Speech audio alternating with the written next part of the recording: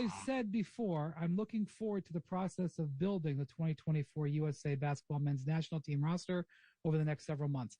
Now, here's my thing. Obviously, if Joel also said today, just for clarification, because I know what you're going to say. Joel also said today, I really want to play next summer. My goal is to play next summer. We'll see if I'm able to play next summer for the same reason. If Joel is healthy, Joel will be on the team, just to be clear. But I think the point that Grant is trying to make with that statement, in addition to expressing gratitude for the desire to play for Team USA, is that nobody gets to just declare they're on the team. Now, yes, is Kevin Durant going to be on the team if he gets to play? Yes.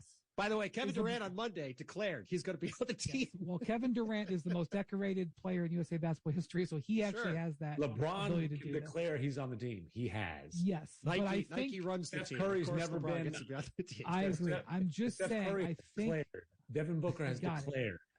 I got it. I'm just saying. I think Grant wanted to make it clear that just because you announce doesn't mean you have a spot locked down. Well, yeah, that's true for some people. If I announce, hey, Grant, I'm going to play in the Olympics, he'll say, yeah, get out of here. Exactly. If Steph Curry says, I'm going to play in the Olympics, then, Steph, here you go. Well, I'm not talking about those guys. A whole bunch of people have expressed interest. Some of them may not make the team. That's all I'm going to say. Okay? Grant issued that statement today. Okay. Yes, one thing I'll say before capital. I didn't hear what he said. Any of them in the nation's capital? One more thing about Joel. I have seen people see all of these guys declare that they're going to play for Team USA and been like, well, Dream Team 2024, going to lock down this 5th straight gold medal. Guys and girls, the Americans need every scrap of talent they can get. Nothing's going to be locked down. Nothing. And well, I mean, let's just wait and see. If 10 of the 12 best players in the world are playing on Team USA, I think they're going to be in pretty good shape. I said what I said. He said it. I said it. Locked down. I'm telling you, the challenge to win at this highest level, the U.S. barely won the Tokyo Olympics. On a wing, a prayer, Greg Popovich playing triangle and two, and Kevin Durant's greatness. Yeah, and this team is on pace to be like 3 times better than that team if these guys play. All right, we talk about the NBA, man. Come on, we killed a lot of summertime talking. That's right, international hoops. But all right, listen, fine. Best story would have been Embiid playing for Cameroon. France thing would have been kind of weird, to be honest. And America's the easiest path to a gold medal, so he's proud to be an American. Hey, the other thing about Embiid, I do want to say, I am glad that I don't know if he's seen specialists or what's happened, but he's definitely gotten over his allergies to altitude. He has been able to, Bontemps, I believe, has been able to be a full participant in practices in Colorado Springs. I wasn't sure that he could handle that thin air of Colorado. Coach Prime wasn't quite sure either. Well, he's not in Colorado. He's not in Colorado Springs. He's in Fort Collins. But he has been practicing, though. Practicing. So what McMahon's referring to is last year, obviously, when the 76ers came through Denver, Joel was – do you remember last year? And the year before? And the year before, and I believe the year before. I think is it 19 or 18 is the last time. Well, the Sixers were at the end of a very long road trip. Oh, I'm not making excuses. I'm just saying what happened. They were at the end of a long road trip. I think it was a 5 or 6 game trip, and Joel was dealing with some calf issue or foot issue. I think it was a calf issue, and they sat him out of the Jokic game at the end of the regular season, which was disappointing as someone who was here to see the game.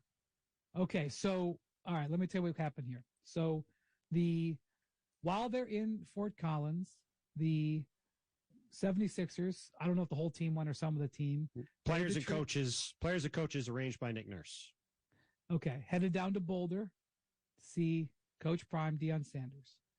And this pissed off J.J. Redick, who didn't think that he was mumbling about it on Twitter for sure. Yeah, who didn't think that a motivational speech in front of players should be broadcast. However, What? Coach, Has he been around Deion Sanders his entire life? Is on camera. That's what I was going to say. His son, that's what he does. Deion Jr. This is what he does. Oh, is that right? Yes, he films aside from trips to the lavatory, he's pretty much filming everything Prime does. All right. So here's what Deion said to the 76ers back when me and MJ came up. By the way, I love Coach Prime. I love Deion Sanders. The two-way stars when I was a kid, him and Bo Jackson, I was just amazed by it. Gotta love comparing himself to Michael Jordan. Listen, he's the only guy to ever play in a World Series and a Super Bowl. Listen, he's on a pretty short list. I agree. I'm just saying. Back when me and MJ came up, MJ wanted that smoke. He wasn't ducking. Ooh. Whoever was that dude, he was going to get it. That's the era I came up with. Now, the main guy don't guard the main guy. He don't want it. It's a little different today. A lot of folks duck that smoke. They want to be Tarzan on paper, which is pretty good. Don't sell me the game. That is what I'm going to get. But then when I turn on the TV, I don't get that. I don't like that. If Embiid's playing the Joker, I want Embiid versus the Joker, all right? I want to see that. He knows he's going to get it. I love it. I love the matchup, but I want to see it. Embiid's sitting right there. You said it right there. Now, let me ask you a question. Do we really think that Deion Sanders had any idea that Joel Embiid has missed these games? Yes. The Joker didn't even apparently know who Deion Sanders was.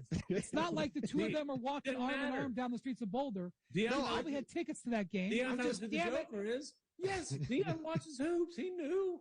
I was just asking if he knew. I wasn't him out. He wasn't in Boulder yet by then, I don't think. If he was still full-blown Troel, he'd have showed up the next day wearing an Oregon T-shirt. He's slipping. It's probably hard to get Oregon-sized T-shirts for him on short notice in Fort Collins. I asked the big fella the next day as he was walking out how he enjoyed the experience of Coach Prime, and he very much enjoyed it. He thought it was pretty cool, and everybody around the team was pretty fired up about it. They had a very good time.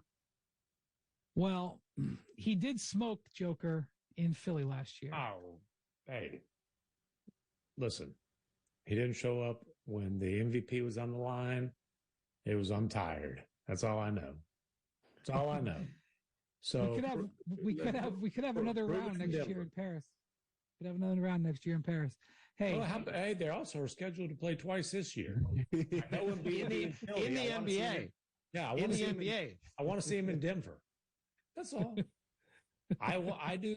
I'm going to look right now. I'm going to look right now on the schedule and see where. Let's see where that is. I haven't studied the schedule as much as I need to yet, so I don't know when this game is. Let's do a quick gander and see when the Sixers are playing the Nuggets in Denver. Gander is a good word.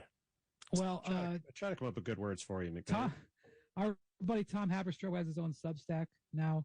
He Saturday night, January 27th, Saturday afternoon, I should say, on ABC. Got a day off before, got a day off after.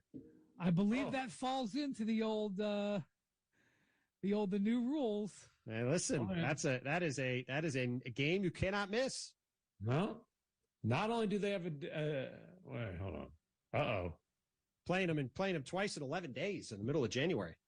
By the way, maybe the NBA scheduled the game that way on purpose. Ooh, hey, ABC, conspiracy theory. ABC, come on, baby. We need it. We need you. More Hoop Collective podcast after this.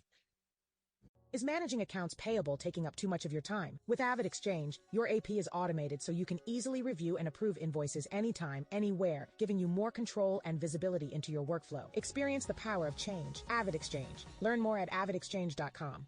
We're gonna build a train so big, it can't be stopped. Add stars to a Crave subscription and get the explosive new season of PowerBook 4, Force. Egan's too dangerous to be left alive. Tommy, you're gonna get what you deserve today. Tommy Egan is back, and he's badder than ever. They're gonna regret the day they tried to play us. Chicago's a violent city.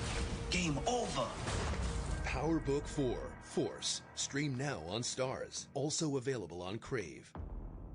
Got PC Optimum points? Claire does, and shops the bonus redemption event at Shoppers Drug Mart to get more free stuff for her points. If I redeem 50,000 points, I'll get $65 off. That's an extra $15 in value. I see a treat in my future. Awesome, Claire. The bonus redemption event runs October 8th to 11th, in-store and online, exclusive to Shoppers Drug Mart. It's your chance to get more free stuff for your points, and free feels good. Restrictions apply. Lone Star knows you love slow-cooked, super saucy ribs. That's why you'll love celebrating Rib Fest. Now, for a limited time, get a half rack of slow-cooked ribs and a side of Mexican street corn for $24.99. Try one of 8 unique sauces, including apple spice rum, Carolina Gold, or Chipotle tequila. Plus, all-you-can-eat Mondays with endless ribs for just $33.99. Don't miss Rib Fest, only at Lone Star Texas Grill. Visit lonestar.ca for details and to find a restaurant near you. Tim Tebow, two-time national champion, Heisman Trophy winner, first-round NFL draft pick, four-time New York Times best-selling author, is coming to Toronto. Don't miss an inspirational night with Tim Tebow on living a Mission Possible life. Pursue your purpose. This is your night to dream big, think big, believe big. Tim Tebow in Toronto, November 16th at 7:30 p.m. Buy your tickets now at dreambigentertainment.ca. That's dreambigentertainment.ca. We'll see you there. At Toyota, we believe your vehicle is more than just your ride. It's your trusty sidekick. So make sure it's ready to go, because there's a 100% chance of winter this winter. And you can take those odds to the bank, not the snowbank. Trust the experts at Toyota for premium winter tires, batteries, brakes, and more. Beat the winter rush and book an appointment today. Visit shoptoyota.ca or contact your local Toyota dealer. Find your possible with Lotto 649. With 2 jackpots on every ticket. The classic $5 million jackpot and the growing gold ball jackpot of $14 million. Play Lotto 649 for a chance to win the classic jackpot or the gold ball jackpot of either $14 million or the guaranteed $1 million prize. Find your possible. Buy in store today or at olg.ca. Listen to the Yes Guy Show. Yes Guy. With Jim Taddy, Saturdays at noon on TSN 1050. Champions live here.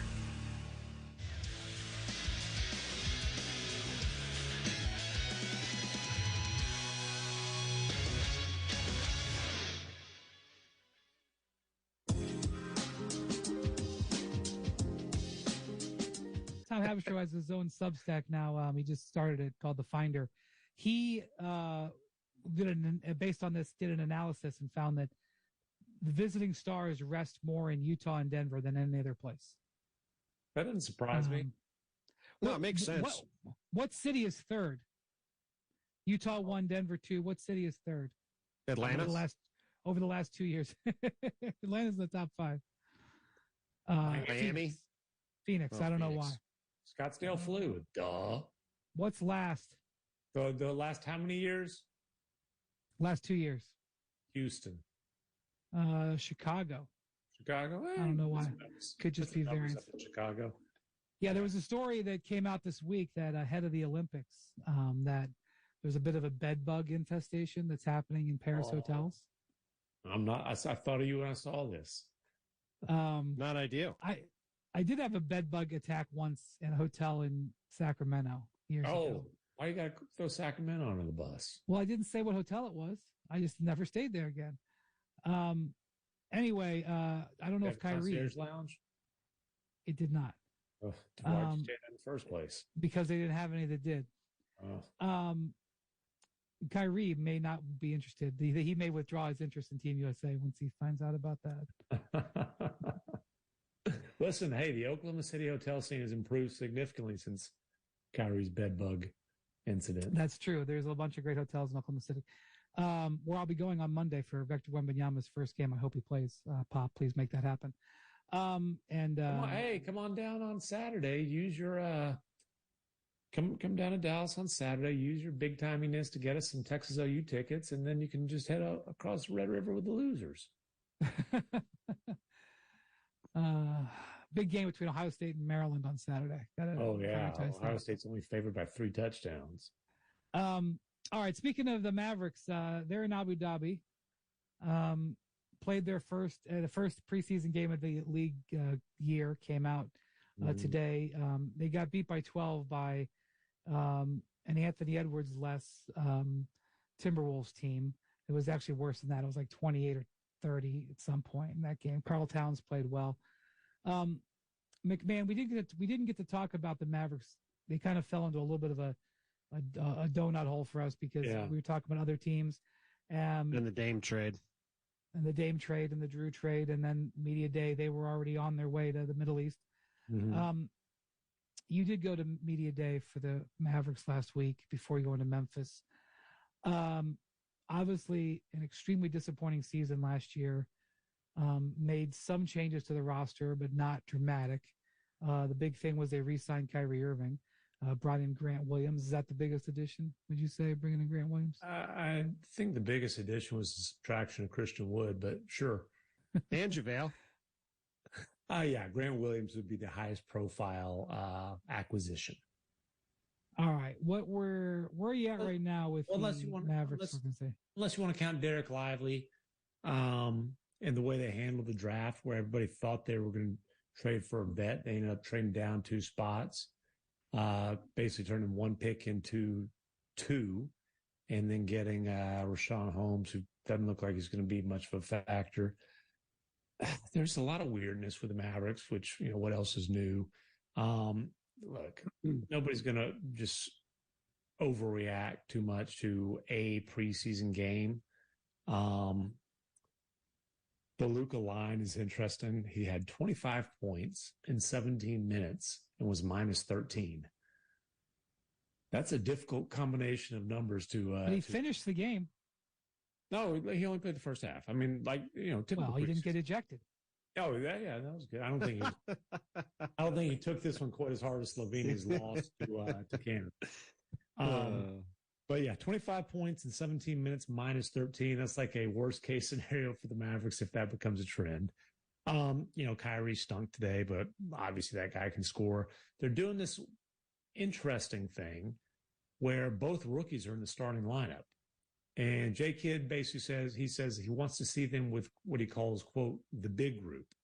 And the big group's the 3 guys who are guaranteed to be starters. That's Kyrie, Luka, and Grant Williams. And so you got Derek Lively II and Olivier Maxence Prosper, call him Omax, in the starting lineup. I'm hearing a lot of momentum for Derek Lively to maybe start the season as a starter, which that momentum is definitely picked up over the summer. But the concern is, look, he looks the part. He's 7 foot plus, 240, can jump through the roof. I mean, he is what you want an NBA center to look like. He's raw. And the concern is this guy going to constantly be in foul trouble? Well, he got 2 fouls in 5 minutes today. First 5 minutes ended up with 4 fouls in 15 minutes. That's not a great indication. And then, I honestly, I don't understand why Omax Prosper is in the starting lineup right now. I don't get it. If you're not going to start Josh Green, if you're not going to commit to Josh Green as a starter, why haven't you traded him yet? Trade him soon.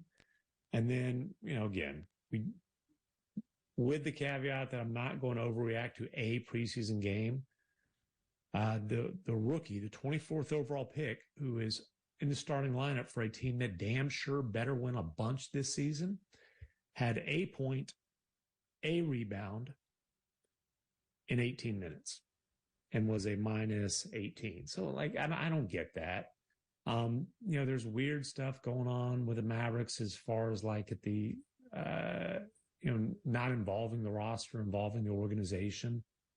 This banishment of Casey Smith, who's probably the most respected athletic trainer in the NBA, was overseeing that whole group for the Mavericks, their whole medical group. He was an essential part of the front office. Put it this way. When the Mavericks sent a contingent to Slovenia for Luka's Supermax press conference, Casey Smith was there. He's been on the bench for 20 years. he's not going to be on the bench this year. He's not going to be traveling. It is not his decision. There's a lot of people there's a combination of people being pissed and people being concerned within the Mavericks organization about that. I'm not going to get into why that decision was made because I honestly haven't gotten a straight answer. I've gotten a lot of secondhand answers, and I've gotten two kind of different secondhand answers, neither of which are great. And then, you also have Scott Tomlin, who's been there forever. By the way, Casey Smith and Scott Tomlin are like Dirk's best friends. Scott Tomlin, longtime PR guy, is actually going to work for Dirk. He's going to be the executive director of Dirk's Foundation, leaving right after they get home from this trip. A decision made in the wake of Casey Smith's reassignment.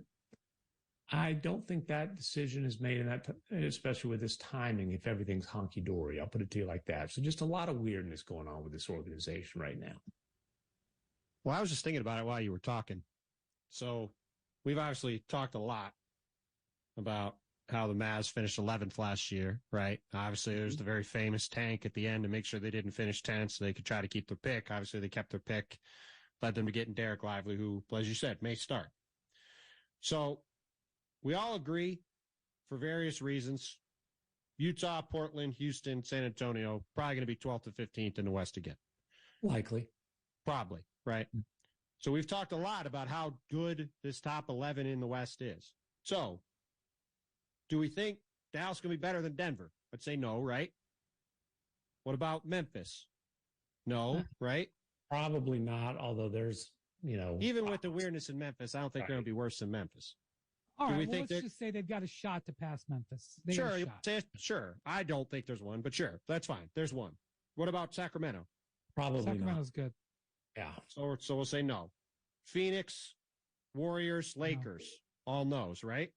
Okay. I don't see them passing them. What about the Clippers? I mean, probably. I think the Clippers are good. Yeah. I think the Clippers are good, but frustrating. I think the Clippers will be better than them. Probably, yeah. You just never know with the Clippers, their main guys, how much they're going to play. But honestly, you really don't know that with the Mavericks, especially with three. So what about the team they played today, Minnesota? Better or worse than Dallas? Well, borderline. Yeah. I would say they're going to be better, but it's another one, debatable. To get to your point, the Mavericks, if you're optimistic about the Mavericks, you're projecting them to be a 6 in the West. Maybe. That's like the most optimistic you can be. Yeah, and if you're pessimistic, you're saying, hey, they're probably 11 again. Certainly could be. 2 weeks ago, we were just killing time before the season started, and we were like, who's this year's Sacramento Kings and who's this year's Dallas Mavericks? Mm-hmm. NBA executive listened to the pod, and he sent me a text. This year's Dallas Mavericks are the Dallas Mavericks. Well, and we've talked about it before. If that's the case, it could be a disaster next summer. 2 guaranteed years left on Luka's contract after this year. Yeah. Like, if they finish 11th again, or they're 10th and losing the play-in or something. Well, let's just say it goes well. I mean, Luka and Kyrie, let's say it goes well. It didn't go well last year. Let's say that they are, with the additions that they've made, that they end up being a 12th, 14th ranked defense. If that's the case, it will go well because they go.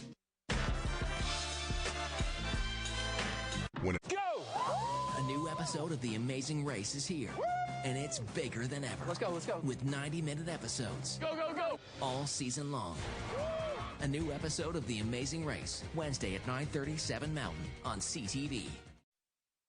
All the colors and flavors of a bountiful fall harvest are arriving daily at Farm Boy. Canadian fruit and vegetable crops are picked at the peak of dewy freshness and rushed to your local Farm Boy store to be proudly displayed for you. Join the fall celebration around the harvest table at Farm Boy. And remember, for fresh, never frozen Ontario Thanksgiving turkey, Ontario smoked ham, and all the convenience of chef prep sides, Farm Boy freshness turns a dinner into a feast. We interrupt this commercial break for an important news bulletin. Desjardins Insurance was spotted downtown helping everyone in its path. Unpredictable weather, fallen tree branches, wayward baseballs flying towards second-story windows. Desjardins Insurance is helping Canadians through it all. Is there nothing this large and friendly ally won't do for neighbors in need? Never before have we seen insurance with a heart so big it shows. Desjardins Insurance, home and auto. Learn more at desjardins.com/heart. At Public Mobile, we do things differently. From our subscription phone plans to throwing a big sale right now when no one else is. Well, maybe they are, but who cares? Our sale is better. And it's on right now. No waiting necessary. You have the latest phone. Now take advantage of a great price on a 5G subscription phone plan. It's the perfect deal for anyone who could use some savings right now. Subscribe today at publicmobile.ca. Different is calling.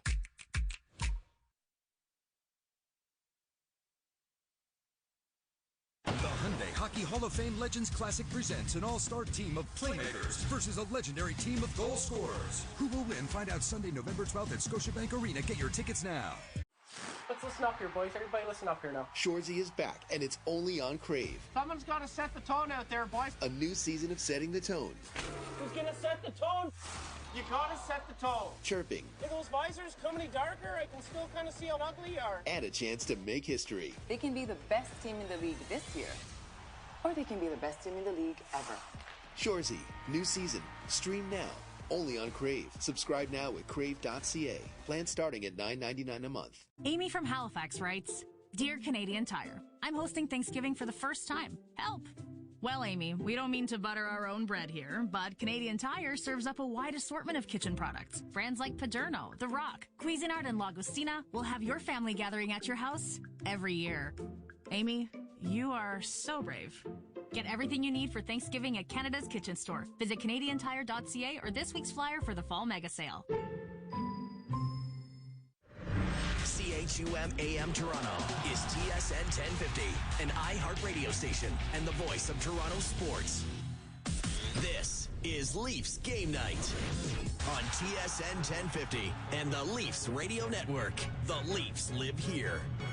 Oh, yes, they do, and getting set to wrap up their preseason in Detroit tonight against the Red Wings. Then it's on to the regular season. They will have the opener for you Wednesday night against the Montreal Canadiens. Welcome aboard. Jim Taddy and Frank Corrado with you. Joe Bone and Jimmy Rouse standing by. The starting lineup is brought to you by Molson. Whether it's Canadian Ultra Export or Excel, there's a Molson with your name on it. And the names in the Leafs lineup tonight will be like this. Minton centering Yarncroke and Robertson. Holmberg centering Lafferty and Gregor. Cowan centering Hervinen and Abruzzese.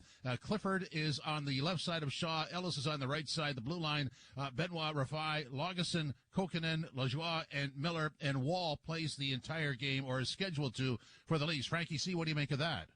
Jimmy, you know what I make of that? You didn't have any turkey today because that read had a ton of energy, and you sound like you're ready to go, just like this so-called B group of the Maple Leafs will be ready to go against the Detroit Red Wings. Well, and it was the reverse the other night, and this is what happens at the end of the preseason. So I guess the big story here is who to watch. Players to watch. Well, he's been the story all preseason long. It's Fraser Minton. And, you know, he gets another opportunity tonight, Jimmy, to assert himself and show that maybe he can get a few games here as the regular season gets going. You know, I was thinking about this today. I've actually played in this exact game, Leafs versus Red Wings. It's the last preseason game. They do it every single year. I played in this game. It took place in Hamilton. So the game before, both coaches decided they were going to throw the A rosters into the lineup in Toronto because the next game was going to be travel anyway. So the Wings were traveling regardless, whether it was Toronto or whether it was Hamilton, they had to travel. So both coaches decided to do the B squads in Hamilton, and then the regular season was going to get going, I believe, on the Tuesday or the Wednesday of next week. But I remember this feeling before the game thinking, okay, you have a great opportunity here to just let it all out there. Everything that you've been working for, now's your last chance to do whatever it is that makes you a good player or what you want to be noticed for. Here's your opportunity. And there's a few players that applies to tonight. Fraser Minton is one of them. Noah Gregor is another one. Nick Robertson is another one. Like, there's still a lot to play for within this game, whether it's going to be spots on the team to start the season, or how you want to position yourself as far as when will you get called up and how early in that pecking order can you be going into the regular season? Frankie, see, I just want to note that I was at that game in Hamilton. We'll talk about one of the plays later on. But I'm fascinated to see what Minton does. And also, I want to throw at you the Robertson situation sort of gets shadowed by the progression that Nyes has made. And we understand the injuries with Robertson, but would you agree with that? I would, and I would say that there's some young players here that are going to be coming up on entry-level contracts that have probably surpassed, their standing in the organization compared to Nick Robertson. Fraser Minton is one of them. Easton Cowan, maybe another one of those guys. Matthew Nyes certainly is one of those guys. And Nick Robertson was on the scene in the bubble, and he had his first opportunity with the Leafs, and it seems like that's so long ago now, and he's been around for so long.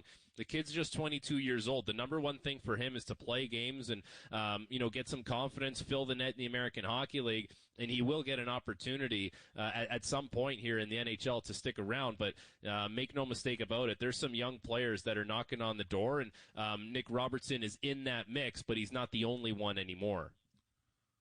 The opening faceoff is next with Joe Bowen and Jimmy Ralph. This is Molson Canadian Leafs Hockey on TSN 1050, the iHeartRadio app, and the Leafs Radio Network. At Maple Toyota, fun and work go hand in hand, and your success is the name of the game. Just ask the team of players that have been here since the beginning. In fact, you could say Maple Toyota. Foul chefs. I'm the one with the knife.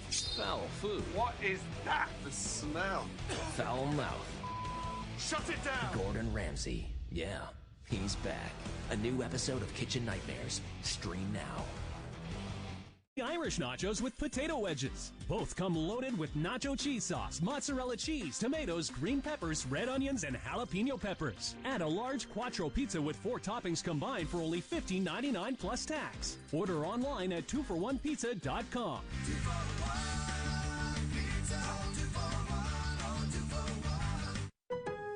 Lowe's knows a lot goes into making a house your home. So, we're making a lot cost a whole lot less with Lowe's Save the Taxes event. Whether you're picking out new paint or renovating the whole kitchen, you can save the taxes when you spend $250 or more before taxes on regular priced items. Don't miss out. Lowe's Save the Taxes event is on until Sunday, in-store and online. You got this, and we got you. Exclusions and conditions apply. Details in store and at Lowe's.ca. What happens when hockey's greatest playmakers face off against the game's greatest goal scorers? The Hockey Hall of Fame has assembled 2 legendary teams to answer this question. On Sunday, November 12th at Scotiabank Arena, Adam Oates, Ryan Geslav, Peter Forsberg, and an all-star team of playmakers will battle Joe Nieuwendyk, Patrick Marleau, Wendell Clark, and an all-star team of goal scorers at the Hyundai Hockey Hall of Fame Legends Classic. Playmakers versus goal scorers. Find out who wins. Get your tickets now. All the colors and flavors of a bountiful fall harvest are arriving daily at Farm Boy. Canadian fruit and vegetable crops are picked at the peak of dewy freshness and rushed to your local Farm Boy store to be proudly displayed for you. Join the fall celebration around the harvest table at Farm Boy. And remember, for fresh, never frozen Ontario Thanksgiving turkey, Ontario smoked ham, and all the convenience of chef prep sides, Farm Boy freshness turns a dinner into a feast. Making your lousy commute fun. Overdrive with Hayes Noodles and the O-Dog every weekday, 4 to 7 p.m. on TSN 1050. Mercifully, the final preseason test coming up here with the Leafs in Detroit, and the Leafs have countered with a lineup that reflected what Detroit said to Toronto a couple of nights ago, and that's to be expected. The Red Wings will dress predominantly the lineup that they will start with at the start of the season. The Maple Leafs have some interesting people that are playing, and you wonder whether it will be enough. And I guess first and foremost is Fraser Minton. Yeah, I mean, we had the conversation just before we came on the air that Noah Gregor hasn't been signed yet, but you expect him to be, and what does that do to Fraser Minton? Doesn't look like there's room for both. But Sheldon Keefe did say in the press conference yesterday, it's not only about making the team out of training camp, but who is going to be favorable for a call-up from the Marlies. Should the Leafs, need somebody, whether it's a healthy body or somebody struggling at the NHL level. So it does play into it, but whoever doesn't make the cut, then you have to continue on with the Marlies. It's not as if, by January you're having a tough year. People are going to say, yeah, but he had a good training camp. So it's just another step, but it's great to say that Fraser Minton deserves to be in the lineup, Joe, for opening night on Wednesday. Here's the harder question: Who is it Who's that coming comes out? That's right. Well, the puck is point. dropped, and we're underway. And glad you're along with her. Fraser Minton at center ice with the draw, and it is fed into the Detroit zone. Yarncrook into pursuit. The puck comes back along the boards, kept alive there on the boards by Kokkonen, and the Red Wings trying to pull it aside, and now they do, and Sider will get it to the line, but not out. Kokkonen keeping it right back in again. Nick Robertson in pursuit. Sider takes it around back of the net. The Red Wings in their home red jerseys get it out into the center ice area. Minton intercepts that, but there's a whistle here from the linesman. Was it a glove pass? It may be, but there's whistle down. Ville Husso is in goal for the Detroit Red Wings. Last year, he had a 3.11 goals against average, was 26-22-7 with a 8.96 save percentage. The backup goaltender's a familiar name, James Reimer, for the Detroit Red Wings, acquired in the offseason. And Joseph Woll is in goal for Toronto as he stops his first shot on a long blocker save, and the Leafs get the puck to the blue line, but no further. Gregor up forechecking for Toronto. Red Wings regroup, and Sherratt will play it off the left wing boards, and it's deflected down into the Toronto end. Wall had to scamper back into his cage when he realized he couldn't play the puck in the non-trapezoidal area. And the puck comes back to the blue line, and the Red Wings have it back behind the Toronto net. Pushed in there is Sprong. He is tied up along the boards by the Maple Leafs Holmberg. And as it comes back to the blue line, it's going to slide by everybody and come to center ice. David Perron dropping it back. Both teams are changing. Red Wings' Jeff Petrie is with the puck. Well-traveled Jeff Petrie as it's shot back down into the Toronto end off a stanchion that came off at a strange angle. It must have hit the round glass, and play is whistled dead. Referees tonight, Mitch Dunning and Brian Puckmara, Brandon Grillo, and Tyson Baker. A couple of newcomers are the linesmen this evening. Played back down into the Toronto end. Wall out of the goal to play it into the corner. That was knocked aside, then intercepted by the Red Wings. They'll chip it around back at the net. Hustling after it is Tommy Miller. He couldn't get to it. Miller knocked down on the play, and back behind the goal goes Easton Cowan. Cowan to Miller. Miller had it in his skates, was able to get it out, and now Cowan comes to center. The London Knight drops it back to the point. A shot taken there by Abrazizi is into the glove of Husso and held for a face-off. There's a couple of Michiganders that are involved in tonight. One of them is Miller, who is Tommy Miller from Bloomfield, Michigan, played at Michigan State. Max Ellis from Plymouth, Michigan, went to University of Notre Dame, but played 49 games with the Marlies. So they're on the hook for some tickets, I'm sure, tonight at Little Caesars Arena. I have to start and think and just remember, it ain't the Joe anymore. Well, you were saying the Joe's been knocked down. The Joe's no longer. They're building a 25-story condo building in its footprint. Red Wings back in their own zone. Actually, Joe Louis never got knocked down very often either. No, he did not. He did not. That might have taken a little work to get the Joe knocked down, that's for sure. A point shot, glove save, good one made by Wall through traffic. It was probably quicker to knock down the building, wasn't it? One of the things when I grew up, I was a big boxing fan. And then you knew all of the champions. I mean, you knew all. Yeah. And there was a computerized, first computer I ever heard of, but it was on radio, and it was a computerized boxing tournament. Between legends. Between every heavyweight champion, right back to John L. Sullivan himself. And it ended up being Jack Dempsey and Rocky Marciano in the final. And Dempsey knocked Marciano down, but Marciano ended up knocking out Dempsey to win the title. I thought that was great. And every week there was a different fight, right? That was great. Great as that. Oh, yeah. from the Miami Convention Center, no less, wherever the hell that is. That was probably knocked down before the show, wasn't it? Played down into the Toronto end. The Leafs play it up the middle, but not out at the point. The drive deflected just wide of the Leaf goal. Larkin gives the puck away, and Robertson given a jolt, but gets it ahead to Yarncrook, who circles back in his own zone to allow change of players. Al feeds it ahead. Minton in with a shot. Good save made there by Husso. And the Red Wings are back behind their own goal, trying to organize. Jake Wallman gets it up on the left wing. Long rink-wide pass. Brought in over the line. Dropped for Fabry. Fabry onto the left wing side for Kopp. Andrew Kopp gets it back to Sherrod at the point. Over on the far side, a shot. That was blocked in front of the net before it reached Wall. And the Maple Leafs have it around back of the goal. Miller playing it off a stick to the line, but not out. Red Wings keeping it in. The pass goes into the slot, but no one there. Back to the blue line. Pass intercepted by Toronto. Holmberg will get it out. Lafferty rink wide to the far side, and unable to get it into the zone was Noah Gregor, who was heading to the bench. Sherratt goes back into the Detroit zone. And we'll start out with a pass onto the right wing side, brought in by Jeff Petrie. Leafs take it away. Trying to chip it along was Mikko Kokkonen, and did to the near boards, but it goes back behind the Toronto goal. And now Lagesson unable to get it out as well. The Leafs having troubles in their own end, and that's to be expected when you've got the number one crew out for Detroit. Puck into the far boards. Chipped along the wall. It comes back into the slot area. Off into the left wing side. Gus Despair drilled it into goaltender Wall, and he had to look behind him.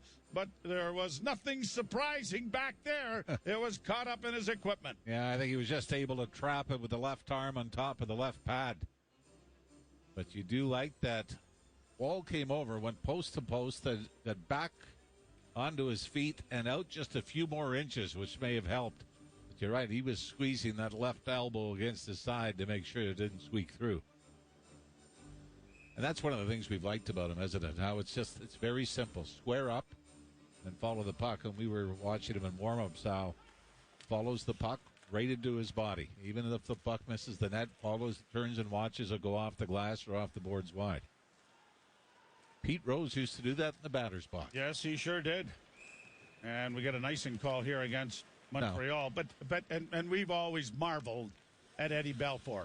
Yes. Because that was one of the great skills that he had, was his ability, and the term now for goaltending and tracking the puck. I was going to say that. No. It was the only line I had. Well, anyway, tracking the puck. which replaced stopping the damn thing. Getting in front of it. Ralph, just get in front of it. Played down into the Leaf end again. Puck to the side of the Toronto goal, pushed up on the wing. Nicely handled there by Robertson. And then Lajoie will have it go off a skate, and that will force Miller back into his own zone, and Lajoie will turn back up ice for Toronto. Maxime Lajoie with a long lead pass on the left wing. Trying to get in there was Robertson, but he lost an edge and fell. And the Red Wings counter on the right wing. DeBrincat's pass comes in front of the net, tipped wide of the Leaf goal. Puck into the near corner. Hustling in there after it is Michael Rasmussen. The Leafs get it up on the wing, but not out of the zone. And now when they do get it, they are able to backhand it down to the Detroit blue line. Shots are even at 3 apiece, but the Red Wings have certainly had the majority of the play. Now trying to break in there was Noah Gregor, and he had it poke checked off his stick. Red Wings back with DeBrincat in with a shot. Pad save and a good one. And an equally good rebound save off Rasmussen right in front of the net. Wall has certainly had the more difficult of the stops to make. Jake Wallman coming out of the Red Wing zone. Got it up on the right side for Andrew Kopp. Played around the boards and into the near corner. Red Wings play it back for Kopp. He's able to come out of the corner and bank it to the point. Sherratt left point with a shot. Skate save made there by the Leaf defense. Kept alive by Kopp of the Red Wings. Centering pass comes back to the blue line to Sherratt. Over for Gostisbehere, and a shot deflects wide of the Leaf goal. Jeff Petrie, actually, not Gostisbehere. Petrie after the puck in the corner. Now Lagesson for the Leafs back of the net. And Kokkonen Just plays it off the boards and down to the Detroit blue line. 13 minutes left to play here in the first period, and there is no score in the hockey game. Shot back down into the Toronto end. Played around back of the net by Abruzzese. Stolen by the Red Wings again. Played into the corner, a centering pass off a stick. Another shot blocked in front of the net there by Simon Benoit. Wall got knocked down in a collision. The puck is intercepted by the Maple Leafs. Nice move by Easton Cowan to get away from the forecheck and get it down into the Detroit zone. Cowan digs the puck free but couldn't get it back to the point. And Perron will get it high and lift it down into the Toronto zone. Teams are changing. Leafs Tommy Miller back behind the Toronto goal. Miller, right wing feed. Brought to center ice now by Lajoie. Couldn't get in cleanly, and when it does get in, it's called offside. And that will bring us to a stoppage of play. The Leafs nothing and the Red Wings nothing. You're listening to Molson Leaf Hockey on TSN 1050 and the Maple Leafs Radio Network. Amy from Halifax writes, Dear Canadian Tire, I'm hosting Thanksgiving for the first time. Help! Well, Amy, we don't mean to butter our own bread here, but Canadian Tire serves up a wide... Foul chefs. I'm the one with the knife. Foul food. What is that? The smell. Foul mouth. Shut it down. Gordon Ramsay. Yeah, he's back. A new episode of Kitchen Nightmares. Stream now. Assortment of kitchen products. Brands like Paderno, The Rock, Cuisinart, and Lagostina will have your family gathering at your house every year. Amy, you are so brave. Get everything you need for Thanksgiving at Canada's Kitchen Store. Visit CanadianTire.ca or this week's flyer for the fall mega sale. As a parent in Ontario, I want my child to thrive in school, and I know that smaller class sizes make a big difference. But classes seem to be getting larger every year, and the Ford government isn't doing anything about it. No one wants their kid to get lost in a crowd. We need smaller classes so students like my child get more one-on-one time with their teachers and the support they need, and that equals success. Tell the Ford government to invest in students. Visit knowmore.ca. That's KNOWMORE.ca. A message from the Ontario English Catholic Teachers Association. This is an important message from Canadian Blood Services.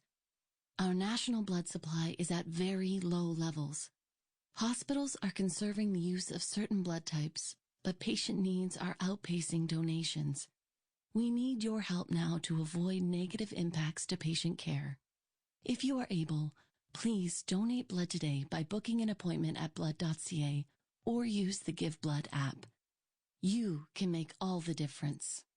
TSN 1050. Listen anywhere. Stream your favorite shows on your smart speaker. Simply tell your smart speaker to listen to TSN 1050 everywhere you want it.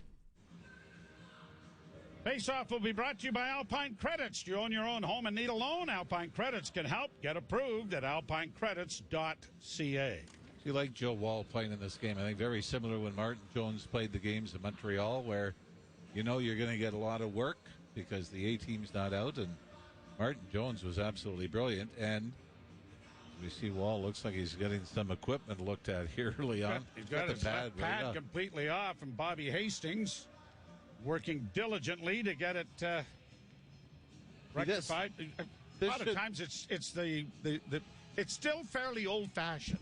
You still need a skate lace to go around your skate, and that, I think, is what they're... I still think your mom or dad should be able to allow to come down and help you out like they did when you first started playing golf. Yeah, and remember when you had to lie down on top of your pad so that your dad could do them up for you? Sure. When we talk about what Wall has done from a Leaf standpoint, I mean, the numbers are pretty impressive when you look what he's been able to do. And he was 6-1 to finish the season. Save percentage was over .930. And I thought he did well coming in what was a Game 3 of the Stanley Cup series against the Florida Panthers. By the way, Nick Robertson back in the lineup tonight. 3 Leafs will have played 6 of the 8 preseason games, Robertson being one of them. Matthew Nyes being the other. Nyes not in the lineup tonight but played last night. And then we got Noah Gregor, as we mentioned, is on a professional tryout. But I would assume that he's going to be slotted to get signed once they figure out the salary cap and everything else. Dennis Hildeby is the backup goaltender for the Maple Leafs tonight. You know who would be completely useless in this entire operation of Wall trying to get his pad fixed? Me? Any of the coaches. Yeah. Any of the coaches. Yeah. What? What am I supposed to do now? Make sure it's facing the right way. Anyway, Joe Wall's got that left pad back on and to his liking. Good job by Bobby Hastings and the crew. Well, I mean, it is straight. Of all of the technology, of all of the stuff, it's still a skate lace that is at the bottom of the pad, that goes through the skates, that keeps the pad at that point on your foot. So, all of the technology, they haven't figured anything out better than the skate lace. Played down now into the Toronto zone by the Red Wings. Chipped back in the net by Logan Shaw. Up on the wing, and Ellis gets it out at center, but Clifford couldn't help him out. Red Wings back in their own zone. Out shooting the Leafs 5-3 thus far. Puck in the Detroit end. Gobbled up there by Costin. He is unable to get out cleanly, and the Wings will try to regroup it. Then almost stealing it there was Kyle Clifford. Clifford wearing one of the assistant captain's jerseys tonight in the absence of Marner and Matthews and, of course, Riley and Captain John Tavares, who are at home watching this one on TV. Played down into the... Maybe. Well, maybe. Maybe not. Maybe. No, we're watching it on TV. Yeah, you're right, maybe. Yeah. Well, maybe not all the game, as it's played down into the Detroit end. The fellas do last night. Well, near the end of camp, the fellows may have enjoyed a night out, and why shouldn't they? Here the Leafs with it now with Robertson in across the line. Tried to load up a shot, and it was deflected off his stick before he could deliver it. Red Wings pump it back into the Toronto end. Near the midpoint of the first period, good play there by the Maple Leafs' Fraser Minton to body the defenseman to make sure the puck got 2 more feet and got it out. Little play, but I think that's exactly what they love about it. Down into the corner. Comes out in front of the Leaf goal. Minton is able to punch it through, but couldn't find Lafferty, and then his backhand pass was in behind the intended receiver. Leafs are able to break the rush up at the blue line momentarily and now come away with the loose puck. And they're going to get it along the boards, and Rafai circles back and now trying to move out with it is Pontus Holmberg. He's having difficulty. Drops it back to the defensive Miller. And Miller gets it over on the far side to Marshall Rafai, who gets it to the Red Wing blue line, but no further. Red Wings waiting for a change of players. Oli Mata back in his own zone. Starts out with a pass onto the wing. Played down into the Leaf end. Out of the goal is Wall, pumping it back on the boards. And laid offside, maybe? Apparently, because, that was down there for a bit. But at any rate, a whistle here and a stoppage of play. There is no score in the hockey game. You're listening to Molson Leaf Hockey on TSN 1050 and the Maple Leafs Radio Network. All right, everyone. Step up and down. Left foot, right foot. You're climbing up a trail. Now back in your Subaru with symmetrical full-time all-wheel drive and getting active in the real... Foul chefs. I'm the one with the knife. Foul food. What is that? The smell. Foul mouth. Shut it down. Gordon Ramsay. Yeah, he's back. A new episode of Kitchen Nightmares. Stream now. Their debts, and that's what I did for the Smiths. I took their bills and zoom! Wha-bam! Zap! Turn them into one low monthly payment. No, the sound's not necessary, but it's part of the fun. Own your home? Need a loan? Alpine Credits can help. Alpine Credits, where homeowners get approved. FISRA license 12616. With 6% interest on deposits, we don't know if we should call this a savings account or an earnings account. Let's just call it what it is. An awesome rate for new Tangerine clients. Earn a 6% savings rate for 5 months when you open a Tangerine savings account. After all, why put money aside when you could put it to work? Learn more at tangerine.ca/save faster. Tangerine, that's forward banking. Some conditions apply. Promotional interest is calculated daily. Joe Bowen along with Jim Ralph, Jim Taddy and Frankie Corrado along with our intermissions, and Josh Poulos and Owen Hall pushing all the buttons here at our studios at TSN to keep us moving along, and a scoreless tie between the Detroit Red Wings and the Maple Leafs thus far. That's our first look at Alex DeBrincat in a Red Wing uniform. Saw the totals dropped to 27 goals last year with the Ottawa Senators after a 40-goal season with Chicago. Before that, he's hit the 40-goal mark twice in his career. Leafs down in the near corner. Sorry, Ralph. I got nothing else. Well, you know what? That was plenty, though. Yeah. I thought that but we got an icing, so you have more time if you need it. The face-off will come back. The Leafs going to the right of Joe Wall. You know the regular season starts this week, eh? Yeah. Thank God. I think we're ready. And the bottom line is, we talk about how many changes there's been over the years. The biggest change is, to me, is players train 11 months out of the year now. Obviously, with the money they make, they don't have to get those summer jobs anymore. Mm-hmm. Yeah, and selling and drinking beer. Yeah. Yes. Shot from an angle, deflects, and goes up into the screen. Johnny Bauer had some strange jobs. Oh, yeah. Didn't he? Oh, yeah. Yeah, did a lot. Well, and then, of course, Timmy Horton was the picture of him working for Conn Smythe's gravel company, shirt off and muscles bulging. And then, of course, Bobby Hull went home, just did farming, right? Yeah. Baling hay and everything else. So who needed a weight room? Imagine Austin Matthews showing up to install your air conditioner. Puck comes back into the slot. Red Wings keep it in at the point. Fed off on the right wing side. Sider gets it back to the blue line. Wallman trying to get a shot through, and I think Wall may have got a piece of that. Leafs bank it into the near corner for Miller. Miller gets it up on the wing and gets it out. Here's Clifford across the line with a chance at a shot. And that was whistled in there by Logan Shaw, set up by Kyle Clifford. But Husso was able to come across. Red Wings send it right back down into the Toronto end. You know, I have been impressed with Kyle Clifford. You know, the effort in the games that he's been in. He's been effective on the forecheck. He's been physical. And we see a nice setup there. As Clifford jumps on a loose puck at the Red Wing line, and a great pass to Logan Shaw, but the one-timer was kicked away by Husso. And he's been on the score sheet, and and he'll be a functional player down with the Marlies. And you ever did get into a kind of a messy situation with some team up here, he could join Ryan Reeves on the fourth line and really create some havoc.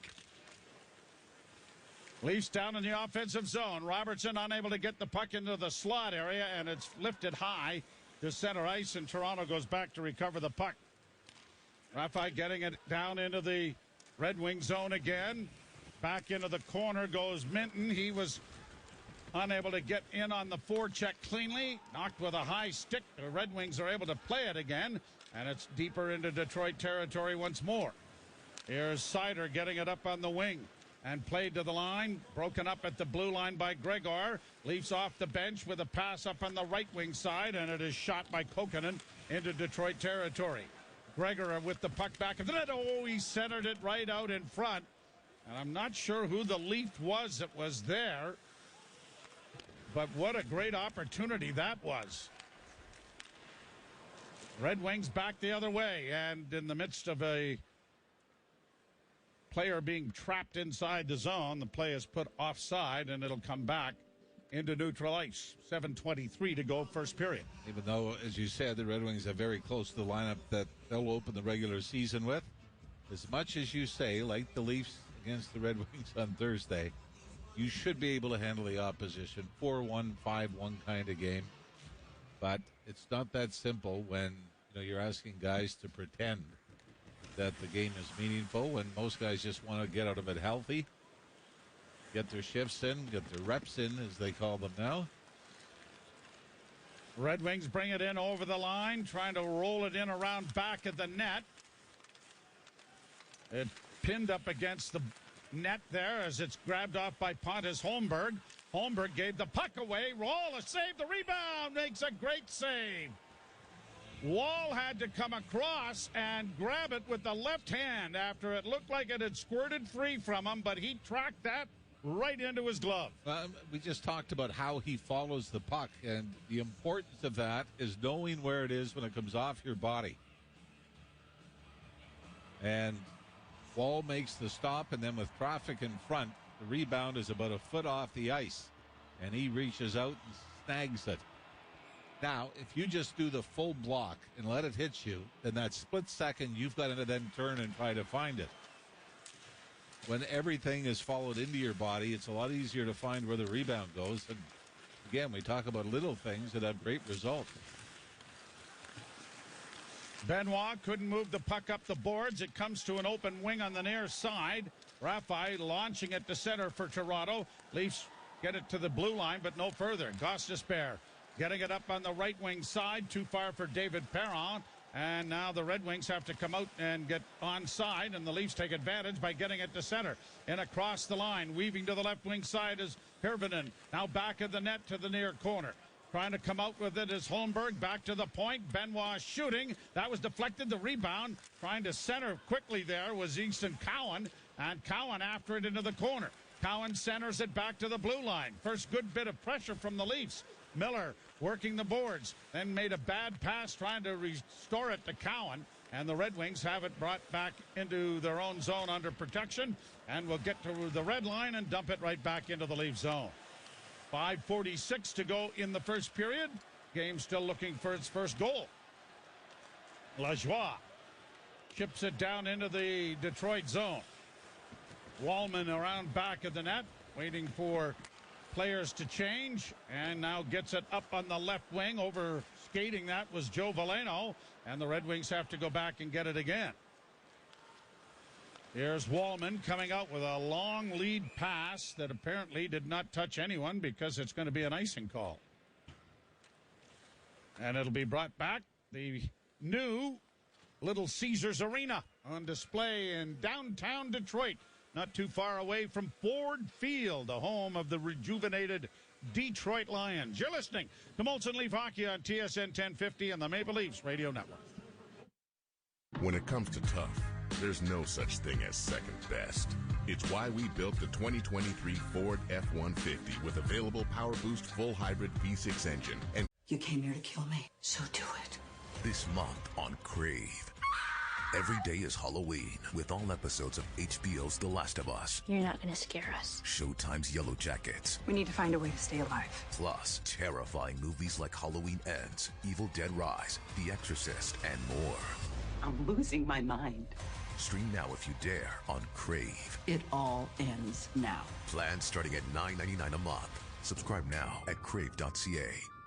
Continuing Studies Program. Our programs are developed with industry experts and enable you to upskill and reskill quickly. You'll also gain access to our career services to help pursue your ambitions. Get hired in fields like accounting, big data, cybersecurity, digital marketing, customer success management, and cloud ops. Learn more at continue.yorku.ca. Hi, I'm Mark, official spokesperson for Mobile Clinic. So I've never actually been to Mobile Clinic, but I have sold a phone on Marketplace. We met at a cafe, they paid cash, no issues. Then I went to the bank. Counterfeit detected. Authorities alerted. Yeah, taking $100 bills from a stranger wasn't the smartest call. In hindsight, I should have sold my phone to Mobile Clinic for the no fake money from phony buyers guarantee. Get phone smart. Visit us in-store or online at mobileclinic.ca. First up with Korolnik and Koliakovo. Weekday morning 6 till 10 on TSN 1050. You ain't first, you're last. Joe Wall is from Dardenne Prairie, Missouri. Or Missouri if you want to do it in Canadian English. Which is a suburb of St. Louis, Missouri. And played just down the road in Michigan with the U.S. national under 18 team and under 17 team. As a shot goes ramping up off a stick out of play and behind the Detroit goal. 5:14 to play in the period. And it is amazing how far back you have to go to find a Leaf goaltender that was developed through the system that came up and became number one. I mean, obviously, if you have the opportunity to trade for Curtis Joseph or sign Eddie Belfour, you're going to do that. But do you not agree there's probably fewer star goaltenders now than there were maybe 20 years ago? Yeah, and you're seeing teams win the Stanley Cup without the quote-unquote best goalie in big the league. guy. Yeah, exactly. Leafs with the puck in the offensive zone, just keeping it in. And then it's pushed out at center ice by Detroit to the lead blue line. Red Wings can't come up with it cleanly. Sherratt dropping it back. Dylan Larkin, captain of the Wings, gets to the line and in. Squeezed off the puck as it goes around back of the net. Rafai for the Leafs playing it up on the left wing. Gregor, a little touch pass, and that springs the Leafs in over the line. Gregor with a shot, trying to get to the rebound there was Minton, and was unable to do so. DeBrincat will circle back in his own zone. Played out at center ice. The Leafs are able to intercept. Brought back in over the line. Rafai with a shot that was off the mark wide. A stick gets in the way and trips up one of the defensemen. Leafs can't take advantage of it, though. And Andrew Kopp will play it on the glass to the line. And as much as Simon Benoit tried, he could not manage to keep his feet inside the blue line while he was trying to knock down a high floating puck that was in over his head, so it's offside. It'll be interesting to see for Simon Benoit, who's spent the last 3 years with the Anaheim Ducks. Does he get the opportunity with Timmins out? By the way, Klingberg could have played tonight. Said he was feeling well enough, and if it was the regular season, he would have. But they're going to wait until Wednesday. They figured that was the smartest thing to do. But it's too bad. And I think, as much as there's a lot of talk about Klingberg on the power play to start, I have a feeling we may see Morgan Riley on the number one unit on Wednesday. Here the Wings in over the line once more. Gostisbehere gets it back into the slot. Mata played it down into the corner. Coming out of the corner is Andrew Kopp. Cycles it back at the net. Cut off nicely there by Holmberg. The Leafs trying to dig it free, and they do, but it's to the far corner. Kopp gets there first. Sends it back. Benoit slams into his man. Puck still free back at the net. Benoit trying to dig it free, chips it into the corner, and Gregor now will just get it elevated and played to center ice. 3:16 to go in the first period, no score. Red Wings getting their change organized. Ole Mata, a pass to the blue line. Leafs are able to get it back to the line and control, and turning back up ice is Easton Cowan. Cowan with a pass on the right wing. Whoa, a hit there by Wallman. Got most of the linesmen and very little of the Leaf player. Played back to the Toronto blue line. Abrazizi got it ahead. Unable to get to the line and in with any control was Cowan. And now here are the Red Wings back at center ice, and they'll flip it off a body into the Toronto zone. Chopped at and cleared by the Maple Leafs once more. Wallman waits for teammates to get onside before shooting it right back in again. Along the board set up there by Lajoie. He gets it handed back to him. Now he plays it out and to the center ice area before the Red Wings are able to come up with it and bring it right back in again, only to have it knocked away. Clifford, a pass ahead on the left wing side for Logan Shaw. Played around back of the net. Hustling in there on the forecheck was Max Ellis. Couldn't come up with the loose puck. Red Wings break it out into the center ice area. Costin gets it across the line and into the left wing corner. Leafs punch it up on the boards. Unable to get it out, though, as Logan Shaw. It's back into the corner. That's drawn a crowd in there as it's pinned up against the wall with a maze of skates. Sherratt hoping for something to poke free. And as it does come free, it's Ellis of the Leafs who has it, and he'll play it off the boards, trying to get around the defense. Jeff Petrie might have got called for interference there, I thought, but nothing. We've had no penalties. This game has moved briskly along, save for the equipment situation with Joe Wall. Now here the Leafs back in over the line, but trying to load up a shot was Robertson, and he fanned on it. Might have been the most exciting part of the period as well, as we have not had a lot in the way of offense. Leafs again in their own zone, but out they come smartly on the right wing side. Minton in over the line. Tried to make a backhand pass into the slot. That didn't work. And have we got a penalty here? Maybe an offside. I thought the official in the Red Wings zone had his arm up and was making a call. Yep. And it's going to be Dylan Larkin, their captain, who's going to head to the box. So the power play brought to you by your Ontario Subaru dealers. Hurry to your local Subaru dealer and get more out of every kilometer this fall, including more karaoke. And then, boy, this is a little bit of a weak call. I think Benoit might have sold a little bit. Well behind the play coming out of the Leaf zone. Larkin put the hold on Benoit, and he's gone at 19:01 of the opening period. So the first power play for either team will be dissected by the intermission. Save a goal by the Leafs here in the next 59 seconds. Interesting combinations out for the power play with this group as well. Lafferty has the puck at his own blue line, snaps it in around the board, slowed up there by Husso, into the corner, centering pass! Oh, and Gregor had the best scoring chance for the Maple Leafs thus far, and it was stopped by Husso on the doorstep. Leafs get it back to the blue line. To the near side for Minton. Minton's shot, that was just off the mark wide. Abrazizi back to the blue line once more. Kokkonen works the point. Back to Abrazizi. Tried to chip it in. Now Sanders back to the point. It comes to the near side. And Minton got a one-timer away, but it was off the heel of his stick. And it went wide on the short side. 10 seconds left in the period. I think if you're the Maple Leafs, you go to the dressing room here and you say, hey, that wasn't a bad period out against their best lineup. And that will be it as we get some shoving going on after the fact. And Rasmussen and Gregor having a long-range jabbing session. Lafferty's in there as well. But you like this kind of a makeshift power play unit. What does Sam Lafferty do? Says, let's just get it in. Yeah. Forget about zone entries and may not have the skill set of Mitch Marner, but that just getting it in resulted in a pretty good scoring chance. Yeah, Gregor had the chance of the period as far as the Leafs are concerned. Jim Taddy, along with Frankie Corrado, standing by. You're listening to Molson Leaf Hockey on TSN 1050 and the Maple Leafs Radio Network.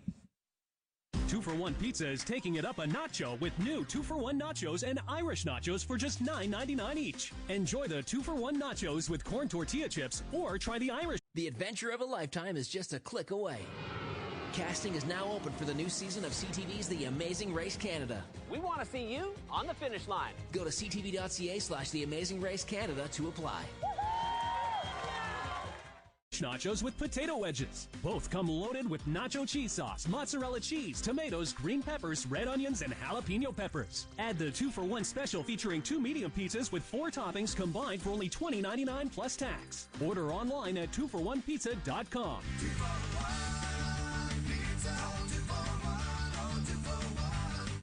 A truly fantastic 3/4 carat created diamond in the solitaire style number 1111 is just $2,399. Michael, tell them about the freedom we give them. Buy a diamond solitaire from Spence and you can trade in your mounting toward any other style of ring within 1 year of the date of purchase. Receive full value for the mounting you trade in, which means you can choose from 154 different styles of solitaires. It's a great time to get engaged. Spence. Wow! Located in Vaughan, Scarborough, and Mississauga.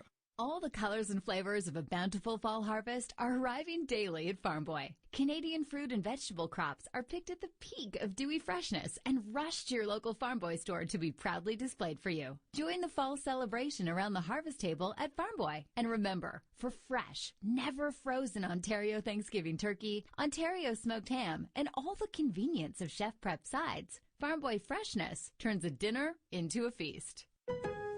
Lowe's knows a lot goes into making a house your home. So, we're making a lot cost a whole lot less with Lowe's Save the Taxes event. Whether you're picking out new paint or renovating the whole kitchen, you can save the taxes when you spend $250 or more before taxes on regular priced items. Don't miss out. Lowe's Save the Taxes event is on until Sunday, in-store and online. You got this, and we got you. Exclusions and conditions apply. Details in store and at Lowe's.ca. As a small business owner, you have to deal with a lot. You're constantly thinking about managing time, managing employees, managing cash flow, keeping up with competition, standing out from competition, customers' wants, customers' needs, and customers' wants and needs next week, next month, next year. One thing you don't want to deal with is wondering if you can depend on your internet and mobile networks. Switch to Bell and enjoy reliable, fast fiber-powered internet and Canada's best 5G network. Count on Bell for your business and enjoy great offers during Small Business Month. Visit a Bell store or bell.ca/smallbizmonth for details. Bell, doing business just got better. Salespeople are not likely to consistently implement a particular selling strategy or technique, regardless of how effective it may be, unless it's part of an overall behavioral plan. And they're not likely to implement a behavioral plan unless it's supported by the appropriate attitude and outlook. At Train West Online Academy, our sales training and development program addresses all areas necessary for your success. If you're deadly serious about improving your skills, go to trainwest.ca to learn more. trainwest.ca. Ray Magliozzi here for eBay Motors. So you ordered a new air filter for your car. You try to install it, but it doesn't fit. So you take a little bit off the sides. Well, still doesn't fit? Well, you could try to sit on it. Or just go to eBay Motors and get it right the first time. When you see the green check, you know that part's going to fit. Air filters, brakes, headlights. eBay Motors has millions of parts. Get the right parts at the right prices. eBay Motors, let's ride. TSN 1050. Listen anywhere. Stream us on iHeartRadio, the TSN app, or on Apple CarPlay. TSN 1050. Everywhere you want it. You're listening to the Intermission Show on the home of the blue and white on the Leafs Radio Network. Molson Canadian Leafs Hockey is on TSN 1050 and the Leafs Radio Network. The Leafs live here. And they are scoreless with Detroit, 0-0 after 20 minutes of play. TSN After 20 is brought to you by your Ontario Subaru dealers. Hurry to your local Subaru dealer and get more out of every kilometer this fall, including more Karaoke Guy. Wow. Frankie C., Jim Taddy with you. Frankie C., sort of like Thursday night, wasn't it? This is worse, actually. And listen, it's a weird preseason because it's less physical than I ever remember it. I always remember preseason, there are certain guys that get an opportunity to wear an NHL jersey and they want to leave their mark, and their mark a lot of times is physicality, playing brash, in your face, trying to fight some guys. We haven't seen that at all in this preseason, and I don't necessarily blame these guys because you have to be healthy and you have to be available, whether you're playing in the NHL or you're playing in the AHL, in order to keep earning money and having good seasons. It's just weird. I can't remember a preseason that's been less physical or physically engaging than this one. Okay, so there was an opportunity in a power play. Gregor had a really good point-blank opportunity that didn't go, and he's played a pretty good first period, hasn't he? You know what? Gregor was one of those guys that has impressed me more in the early goings of the preseason than he has in this game. This game, I just found he wasn't moving his feet as much as he usually does. Like, for his style of game, he's going to have to be that Energizer bunny up and down the ice, play with, some physicality. And he's one of those guys that falls into that category for me where I want to see a little more edge to his game. I want to see him arrive to the puck in a bad mood, even though it is the preseason, because at the end of the day, he's on a PTO and he needs to try and earn his way onto the team. So that's one of those guys, Jimmy, that falls into that category for me. Like, this is your last preseason game, last opportunity to sign a contract. Like, do something that makes you noticeable for the right reasons for the coaching staff, and show us what is your separator as a player. As much as, he had a couple opportunities, like you mentioned, I don't think he showed us what makes him a different player than anyone else on this roster. One of the things the Leafs are looking for at this point is we know who the star players are. We know how they play. The biggest thing that's been done here throughout this offseason is they've tried to add players that have a different mindset on the ice, that have maybe a little more agitation to their game. He should be one of those guys. His personality on the ice cannot fall into the more passive style of play. Well, and so while we're down that road, Robertson, what was your take on his first period and his camp? I was actually impressed with Nick Robertson the most out of any of the Leaf forwards in that period. There's just something about him this year where it's like he's moving his feet through checks a little bit more, whereas when we first saw him come up, and even last year when he had opportunities, if someone was going to check him, chances are he was going to stop in his tracks there. Now you can see like he's embracing a little more body contact. He's moving his feet through it, and he's kind of, chipping the puck to space, getting after it a little bit more, moving his feet to get away from guys. I was actually really impressed with Nick Robertson. I'll say this, for a guy that we all kind of have penciled in to go to the American Hockey League, if you're just isolating his shifts and watching him play, it's hard to not be impressed by the effort that he's put forth. And I would also say the maturity as a player. It seems like, where he maybe at one point would have been a little more erratic on the ice, there's a little more of a calmness to his game. I would still like to see him get his shot off a little bit more. I know he's had a lot of opportunities earlier on in the preseason. That wasn't a great period for the Leafs in general. But for me, like his effort is very noticeable, and you can see his game kind of coming along. I really want to see him play more games, because the more you play, the more you figure out who you are as a player and what works for you. And he would fall into that category of guys that needs to play more and more so he can really nail that home and establish what his identity is and what makes him a good player.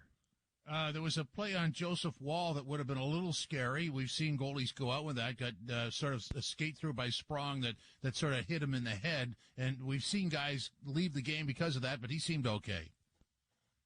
Yeah, he did seem okay. And, for me as a player or a former player, Jimmy, I don't know if you're like this as well.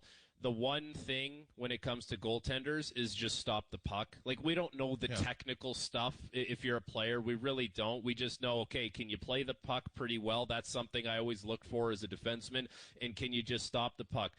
All the goalie people I talk to, whether it's Noodles, Marty Biron, people around the NHL, people who watch the Leafs play that are involved in the OHL, that are goalie guys, they all speak very highly of Joseph Wall, what he does on the ice, but also his demeanor, whether it's, his disposition in the net, listening to him talk in the media afterwards. I have yet to meet a goalie person, and Ralphie probably would fall into that category as well. He is a goalie person. As far as people that have been very impressed by this guy. So he's going to have to play a significant role in this season and get in quite a few games. And I know we've kind of just anointed Ilya Samsonov as the number one guy, and that's fine. But Ilya Samsonov is not a 60-game number one guy. He's probably a 47, 48-game number one guy if everything goes well and according to plan. Well, Ralphie has spoken very highly of Joseph Wall, and yet you hesitated there. Did Ralphie text you because you stiffed him on the mention originally? No, I was just going through my Rolodex of goalie guys, and how do we not mention Ralphie? We talk to him after every game. Imagine I just went through a list of all these goalie guys, and I even gave a shout-out to my buddies in the OHL, and I didn't mention Ralphie. Yeah, wow. That might be unforgivable. I don't like what's going to happen to you on Wednesday night. I'd check your seat if I were you. No, listen, hey, Ralphie's a big part of this. I got him in. He's our goalie guy. He is TSN 1050's Leafs game night goaltending expert. Yeah, okay. You sort of got out of that. We'll come back into the out-of-town scoreboard. Scoreless after 20 minutes of play at Little Caesars in Detroit. Joseph Wall stopped all 8 at the other end. Husso stopped all 6. This is Molson Canadian Leafs Hockey on TSN 1050, the iHeartRadio app, and the Leafs Radio Network. Do more in a reliable Subaru, they said. Enjoy more time together to go more places with symmetrical full-time all-wheel drive. Foul chefs. I'm the one with the knife. Foul food. What is that? The smell. Foul mouth.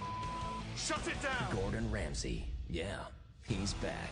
A new episode of Kitchen Nightmares. Stream now. Ed and Kate needed. They wanted a backyard with a tiki bar. You know the vibes.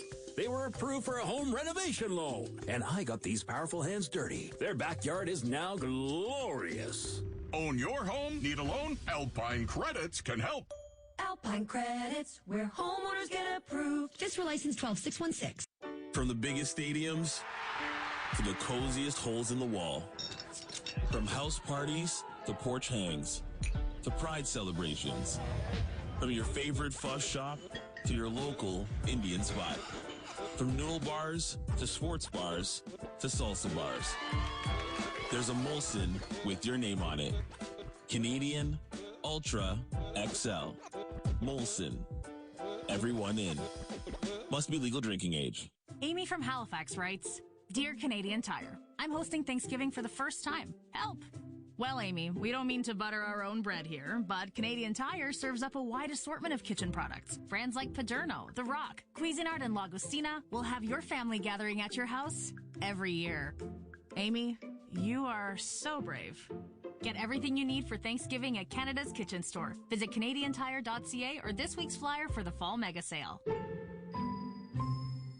All the colors and flavors of a bountiful fall harvest are arriving daily at Farm Boy. Canadian fruit and vegetable crops are picked at the peak of dewy freshness and rushed to your local Farm Boy store to be proudly displayed for you. Join the fall celebration around the harvest table at Farm Boy. And remember, for fresh, never frozen Ontario Thanksgiving turkey, Ontario smoked ham, and all the convenience of chef prep sides, Farm Boy freshness turns a dinner into a feast.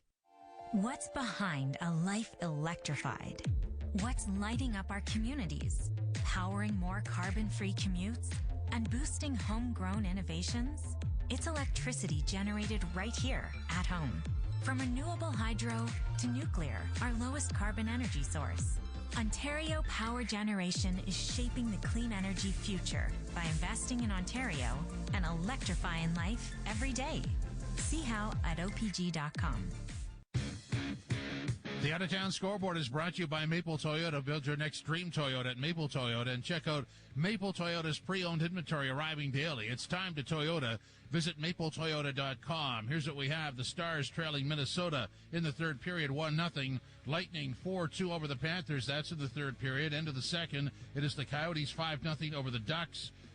Jackets and Capitals are scoreless. End of the first period. Montreal 2-1 over Ottawa. End of the first period. Earlier today, Golden Knights 7-4 over the Kings, and that is your out-of-town scoreboard. The Leafs have a minute left on a power play or less as the second period is set to go. This is Molson Canadian Leafs Hockey on TSN 1050, the iHeartRadio app, and the Leafs Radio Network.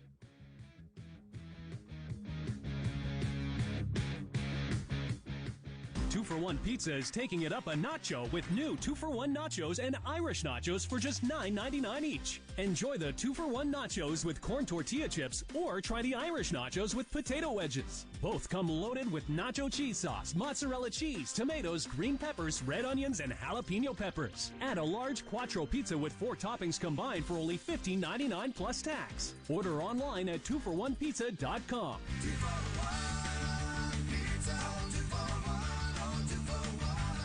It's hard to make time for everything on your to-do list, especially at this time of year. But blood and plasma donors are essential to helping meet patients' needs.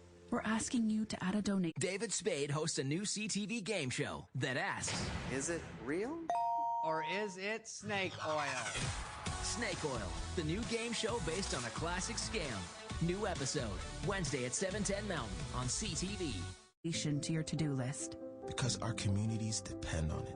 Because it's critical to my son's treatment. Because you might need it in an emergency. Make donating a life-saving habit. For patients and the people who love them, you'll make all the difference. Visit blood.ca to book a donation appointment at a Canadian Blood Services location near you. He's a no-nonsense diner owner from a small town. Howdy, ma'am. How you doing?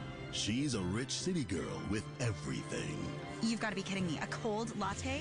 But when she loses everything and must move back home, they both... Yeah. Everyone knows what happens. They both fall in love with unlimited internet from $40 a month after credits for 12 months with Virgin Plus. Obviously.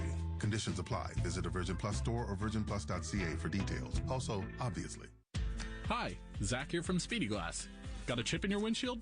Don't wait until it spreads. Get it repaired now by Speedy Glass experts. Why? Because it's $0 if you're insured for glass damage, and we offer one of the most reliable windshield repair services on the market in less than 60 minutes. Save time and money without compromising quality. Book your appointment today at speedyglass.ca. Certain conditions and exceptions apply. Details at speedyglass.ca. Speedy Glass Repair. Speedy Glass Replace.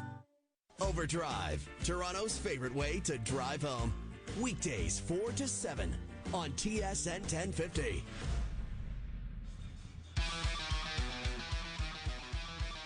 No score after 20 minutes of play at Little Caesars Arena in Detroit, Michigan, as the Maple Leafs had 6 shots on goal and the Detroit Red Wings had 8.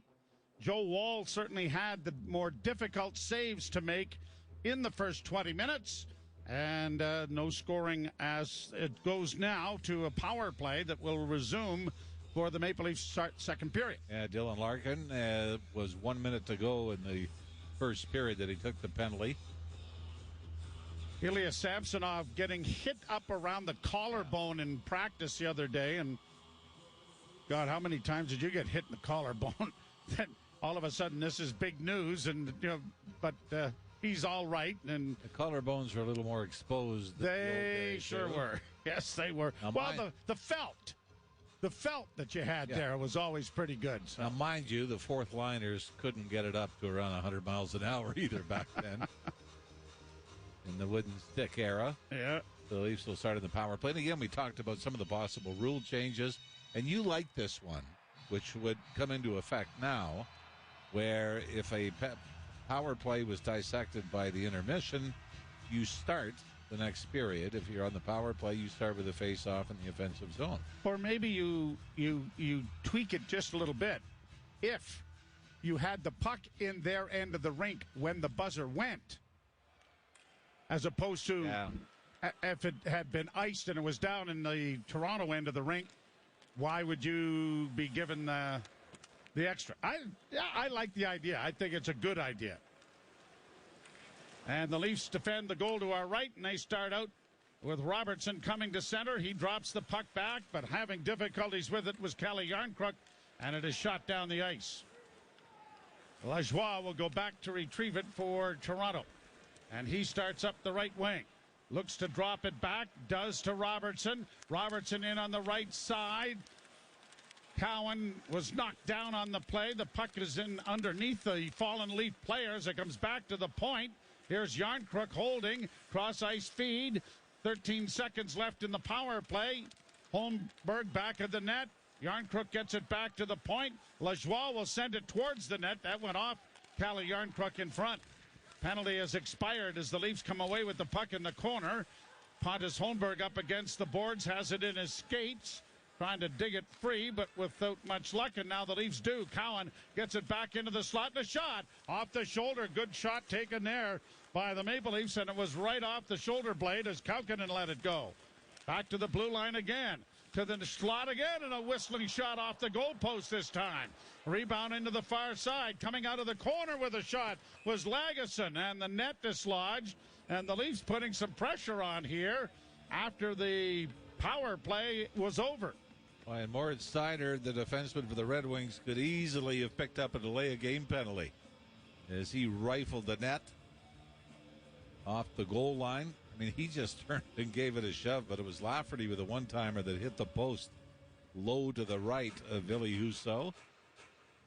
The faceoff will stay inside the Red Wing zone. 18:30 to go in a scoreless second period.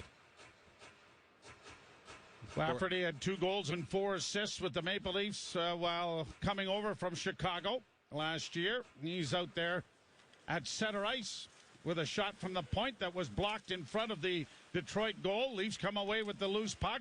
Here's Gregor going wide. Got it in front of the net, and it was chipped there in front of the goal by Fraser Minton, but it went wide. As it comes out into the center ice area. All of the excitement about Fraser Minton, and I mean, every team has it. A young guy, and then all of a sudden, all of the big boys are playing in the regular season, and you find out that, you know what, maybe another year of junior was not the worst thing to ever happen. So as much as everyone is excited about Fraser Minton, and you should be, because it appears that the Leafs have something here that's going to be with them in the long term. I wouldn't get too excited about it being short term. No, I agree with you. And again, it's who do you move out? You walk away from Noah Gregor. You know, and I think you want that experience in the lineup, and I'm with you. Bottom line is, he's been given an opportunity, and he has absolutely made the most of it. And the other thing is, where is your team expected to be in the standings? As a shot from the point was stopped by Wall as he got spun around in the goal. Red Wings get it back to the blue line, kept in there by Mata, round back of the net. Wings try to dig it free along the boards with Lucas Raymond. And as it does come free, it goes around back of the net. Miller, double teamed by the Red Wings forecheck, got it into the corner. Shaw trying to find an opening, knocks his man down. And now Clifford trying to elevate it, got it out at center ice. Red Wings shoot it right back in again. Round on the boards, left wing side. Clifford sends it back behind the net for Lajoie. And Lajoie, with the Red Wings changing and backing off, is able to carry to center with a pass to the line that didn't connect. But the Leafs come away with the loose puck momentarily, only to have it stripped away. And Detroit comes back at center ice and plays it down into the Toronto zone. Hustling in after it is Lucas Raymond. Raymond trying to poke it along the boards. Does so, a centering pass. Oh, and all alone in front there was DeBrincat, but the pass went right by him. Red Wings back in their own zone. Brought out now by Sider. What a talented young defenseman this young man is. As the Wall didn't play a puck that was coming out of the corner, and I think he thought it might have been icing. But it comes back along the wall. Sider sends it around into the far corner for Dylan Larkin. His centering pass was blocked. Leafs into the corner after a loose puck, and it is Lafferty skating it out. He'll come to center with a pass in on the left wing for Cowan. Cowan into the slot nicely to Cowan. Pass into the slot area, and that was intercepted before it was returned to Lafferty.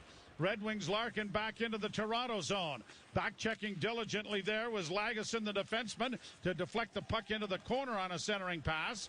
Down into the corner goes Christian Fischer. Fischer back of the Leaf goal, tripped up, and a penalty coming to the Maple Leafs. I think it's going to be Cowan for a hold. Sherratt works it off on the near side. Petrie will give it back into the corner. Centering feed is blocked and then shot over top of the net. And is it finally touched? Yes. And so the Maple Leafs will be a man short for the first time in the game. And the penalty kill is brought to you by CMC Markets. Take your trading to the next level with $0 commission on stocks. Holding is, in fact, going to be the call on Easton Cowan. Not one you would see in the playoffs yet called. But things will even up here. But Cowan did have the left arm off the stick. Actually, the Leafs probably could have been called on a grip after that as well. That'll be the first power play of the night for the Detroit Red Wings. 4:43 the time of the holding penalty. Yarncrook rings the puck around the boards, and down the ice it'll go. Wings back to retrieve it. Brought out now by Jeff Petrie. Got it to the line and in. Hustling back after it is Rife for the Leafs and trying to get it along the boards. It's chipped up on the wall to the near wing. Petrie trying to keep it in, was snowed under. Back into the corner now with the Red Wings. Comfer unable to come up with it. Playing it back to the point. And the Leafs don't get it out. Chance there for Holmberg, but he couldn't outfight his man. Red Wings Petrie at the blue line. Sends it back again and gets it returned. Sends it off on the left wing side. Now on the right wing side for Raymond. Shot. That may have gone off the goalpost in behind goaltender Joseph Wall. Another shot deflected in front of the goal. Down is Wall. And puck is free finally, but he kept it out. Leafs ringing it off the glass, and they're getting it to the line, but not out. Raymond keeping it alive. Raymond plays it back to the point. One-timer on the far side is blocked. Played off the boards, and Holmberg, with some room and space, carries to center, and now just flips it into the Detroit end. That was a tired group of penalty killers on the ice for the Leafs. Joe Wall, you're right. I think he got some help from the post, but then made a spectacular save on a backdoor tap-in, or what looked like was going to be the first goal of the game. Looks like the Red Wings' first power play unit out now with 24 seconds left. Sider goes back into his own zone to Dylan Larkin. Larkin will play it up on the wing, and out at center ice come the Red Wings. In across the line, DeBrincat couldn't get free, and it is shot past Gostisbehere down the ice by Toronto. 6 seconds left in the Red Wings' first power play. Wings get it ahead for Larkin. Backhanded down into the corner and around back of the net. Cut off there by Lajoie. Leaf defenseman couldn't get it free. It comes in front of the net, and a shot knocked down by Wall. Couldn't get the rebound to behave. It comes along the boards. Miller. The penalty is finally over, and the Leafs get it out. Max Ellis in across the line. Right wing side. Scores!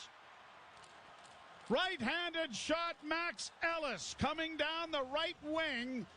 And I don't know if this touched the wing defenseman or not, but it was a low shot that beat the glove hand of Husso, and the Leafs have a 1-0 lead.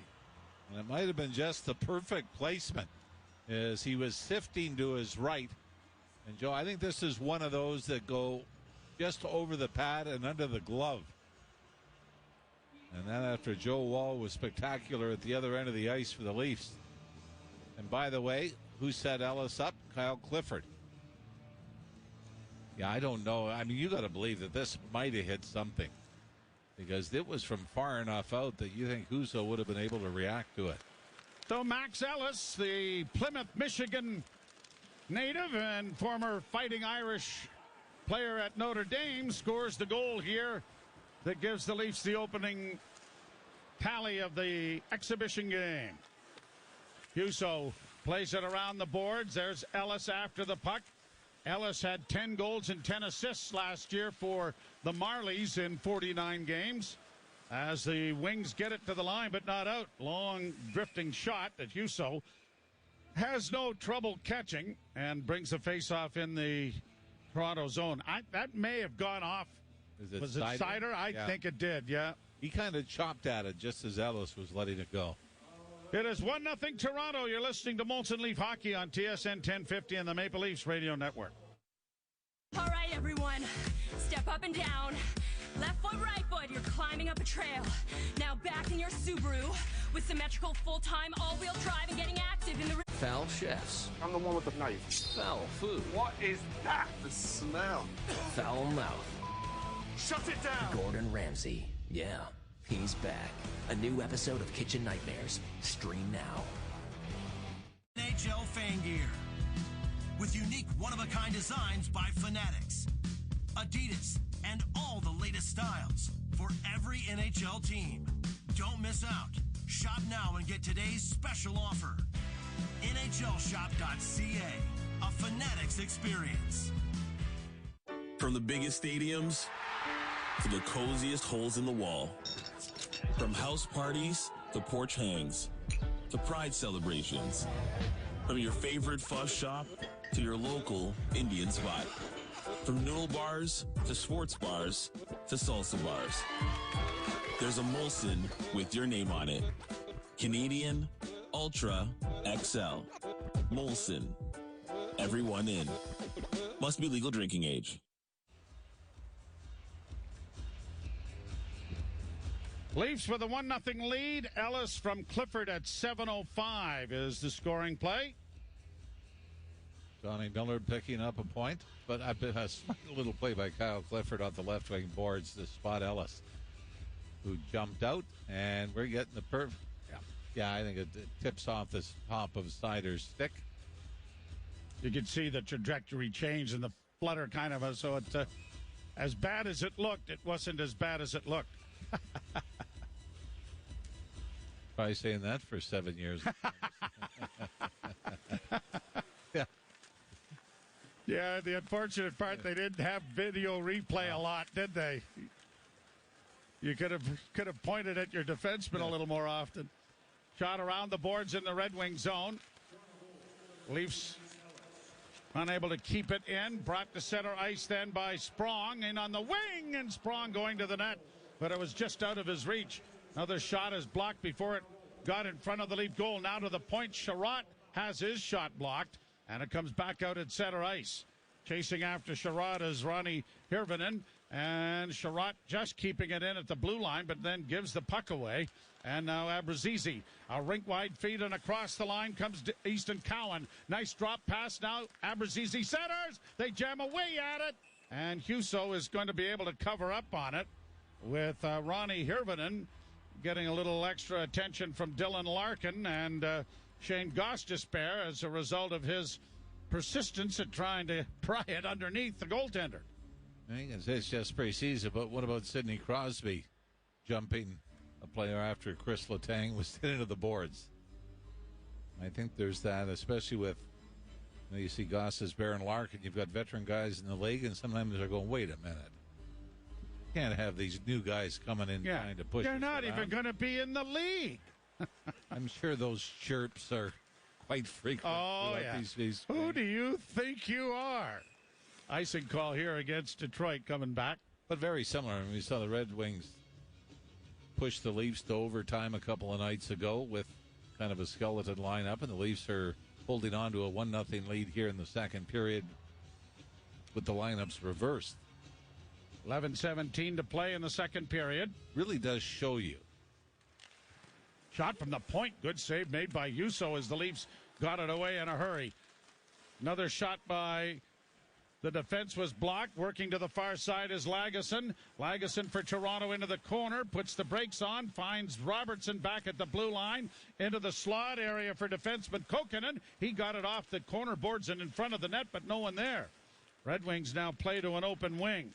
And poked by Gostisbehere down into the Toronto zone. Hustling after it, Raymond. He stops up, tries to center. Back to the blue line. Mata had to go off his stick. Played around the boards into the near corner. Rasmussen trying to get it back to the point, and he does, and a centering pass by Gostisbehere was tipped just wide. Then Wall is able to deflect a pass and get it out and down the ice. Like I said, with these lineups being so different as far as veteran NHLers in one lineup as opposed to the other, it goes to show you the margin of competition in the National Hockey League, where how on a given night anybody could beat anybody. Well, it does also demonstrate graphically how youngsters have become so much more skilled that they are ready to go. Ready to go. Yeah, they're not that far away. Played around the boards and into the far corner. Chipped up and played out at center ice. And, of course, when the first expansion happened after the original 6, everybody said, oh, this is a waste of time. Look at these two. Too watered down. Yeah, really watered down. Well, I thought somebody that I really agreed with this analogy where you say back when Bobby Orr played, Bobby Orr was up here, the average player was way down here. And then it started to change, and now, I mean, you've got the likes of Connor McDavid are still up here, but the average player is so much better now than he was, say, in the 70s and 80s. Of course, the average player is getting paid a lot better than the average That's player. right. Wow, Ellis was tackled into the corner there by Seider without a call. Ellis back up after it and working along the boards, and Seider's giving him the going over with the stick, then a hook, and no penalty yet. Played along the boards. The Leafs, Clifford gets it back to the blue line. Long shot, and traffic scores! Ellis was right on the doorstep. It may have gone off him. And if it has, he's got a pair in the period, and the Maple Leafs have a 2-0 lead. Well, usually the sign is who goes to the bench first, and I think Ellis has led the team to the high fives along the Leaf bench. So he will, in fact, have a second of the preseason and second of the game. And I tell you, this is well earned, because you mentioned that Moritz Seider probably delivered about 4 or 5 cross checks to Ellis. Didn't deter the young Leaf. He goes to the front of the net for a little more abuse. And even though it's a point shot by Tommy Miller, who's going to pick up his second assist of the night, it looks like it does glance off Ellis and into the net to give the Leafs a 2-0 lead. So, a 2-0 Toronto advantage here as the puck is down in the Red Wing zone again. And a lead pass sent there by Fisher comes to center ice. Chipped in over the line by Joe Veleno. Cleared around the boards by Lajoie. It'll clear and sail down into the Red Wing end. Mata going back to the loose puck. Red Wings turn the puck over. Cowan surrounded there and knocked down on the play. Couldn't penetrate the Red Wing zone. And the Wings will send it into the Toronto end and get a change going. Back of the net is Miller. Now they're giving the goal initially here to Miller, but we think Ellis has it as the puck goes around back of the Leaf goal. Back to Gostisbehere, and a shot is blocked. Robertson trying to break out, but couldn't carry the puck, and it's back out at center ice, but without control. Now Yarncrook off on the right side, off the boards and into Detroit territory. The Leafs are in the midst of a change. 7:50 left to play here in the second period. 2-0 Toronto. Right back down into the Toronto end it goes. Lafferty with a pass off on the wing, and nice outlet by Benoit. He'll come to center and in over the line for Benoit with a man in front of the net. Couldn't get it out to him, though, as Gregor was there, and now the net is off its mooring as Gregor and one of the Red Wing defenders came down hard on the goal and knocked it off its mooring.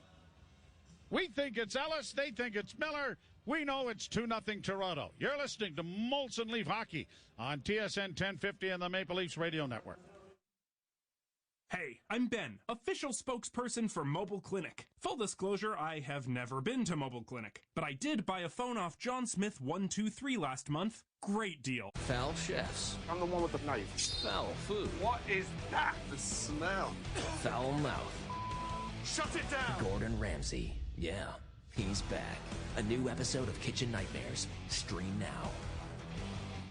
Is managing accounts payable taking up too much of your time? With AvidXchange, your AP is automated so you can easily review and approve invoices anytime, anywhere, giving you more control and visibility into your workflow. Experience the power of change. AvidXchange. Learn more at avidexchange.com. As one of the longest-standing rosters in the league, no surprise. Maple Toyota is an award-winning dealership and offers competitive pay, amazing training, and exciting career opportunities. No one sits on the bench. Everyone scores. Maple Toyota runs on all cylinders. Do you? If you'd like to join the Maple Toyota team, apply today at mapletoyota.com.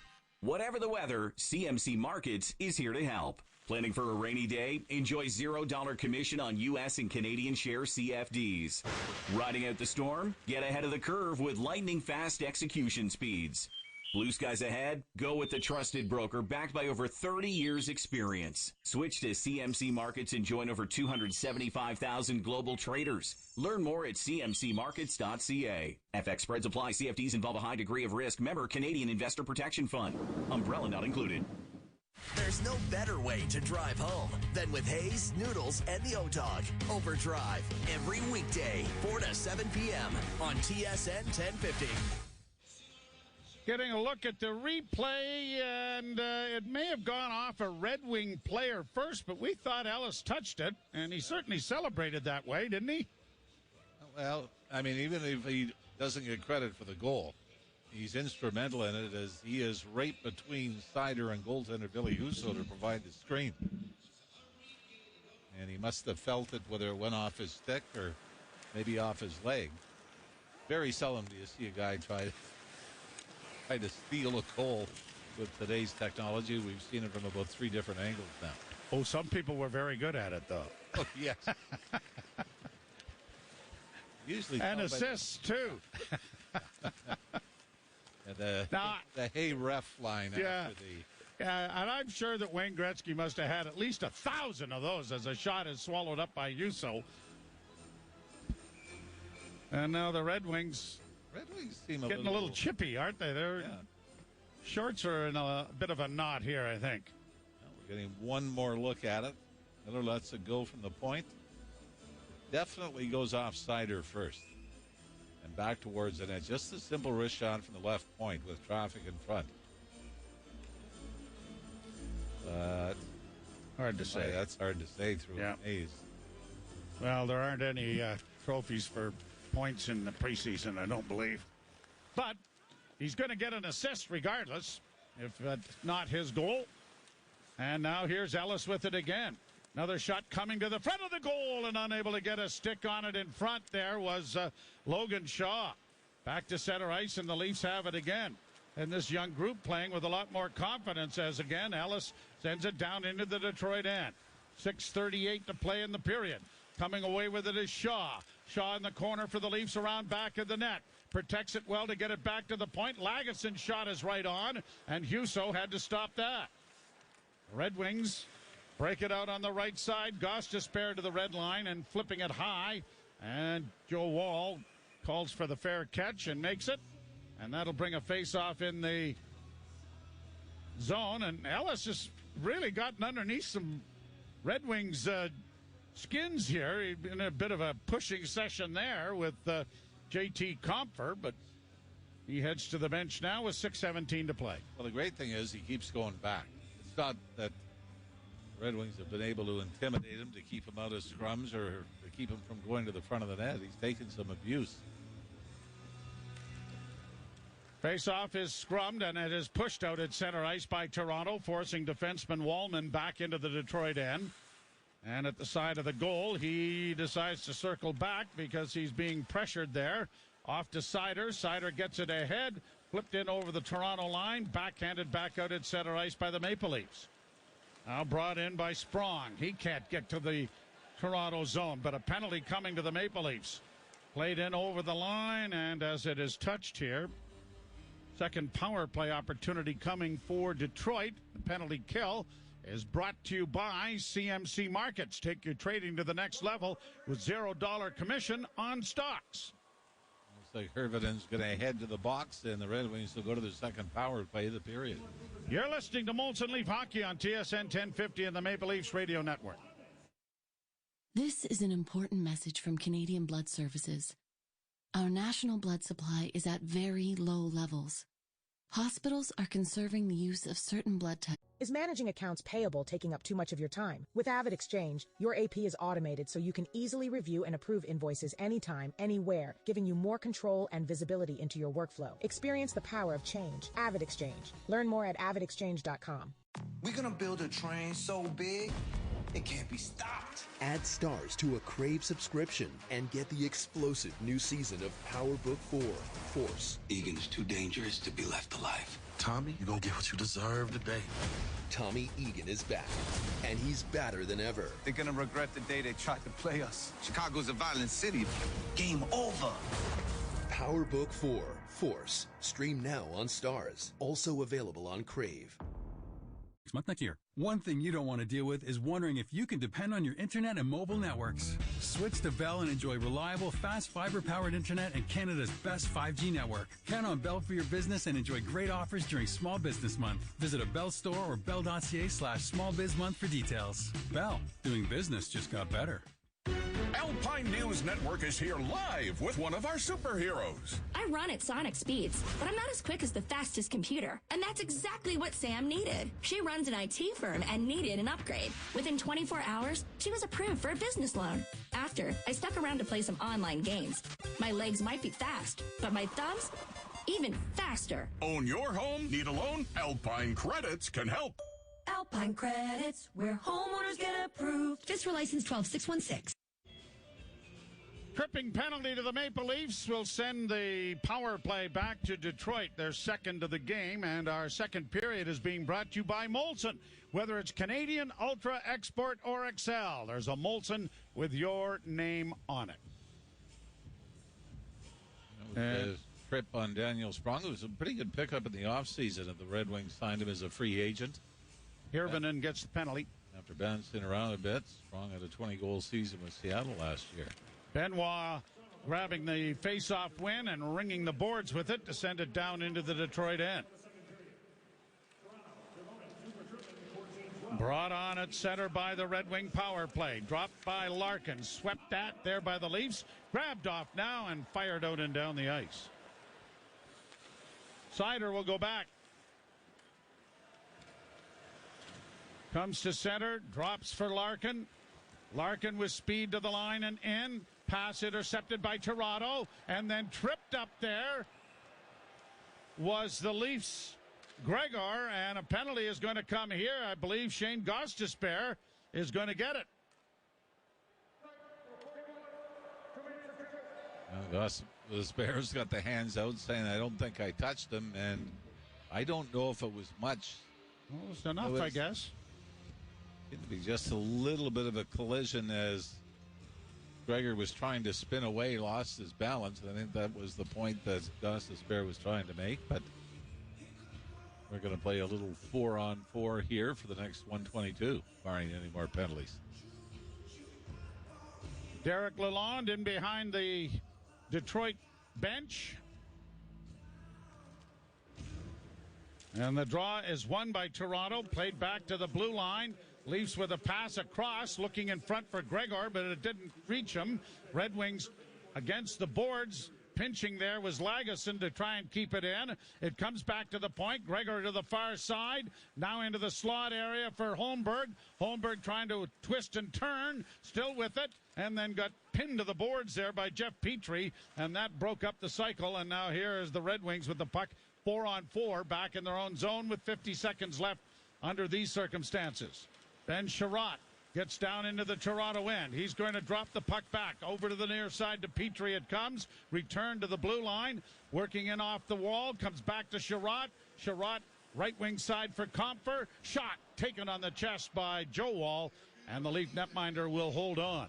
His 13th shot on goal. The Leafs have had 15 and a much better second period in that regard. Yeah, only 5 shots on goal for the Red Wings here in the second. And I'm sure for Joe Wall, obviously goalies can't control how much work they get, but he was probably thinking it'll be like Martin Jones in Montreal, where I could see the 35 to 40 shots in a night. But right now the Red Wings, not a lot of push here in the second period. 4-on-4 for another half minute.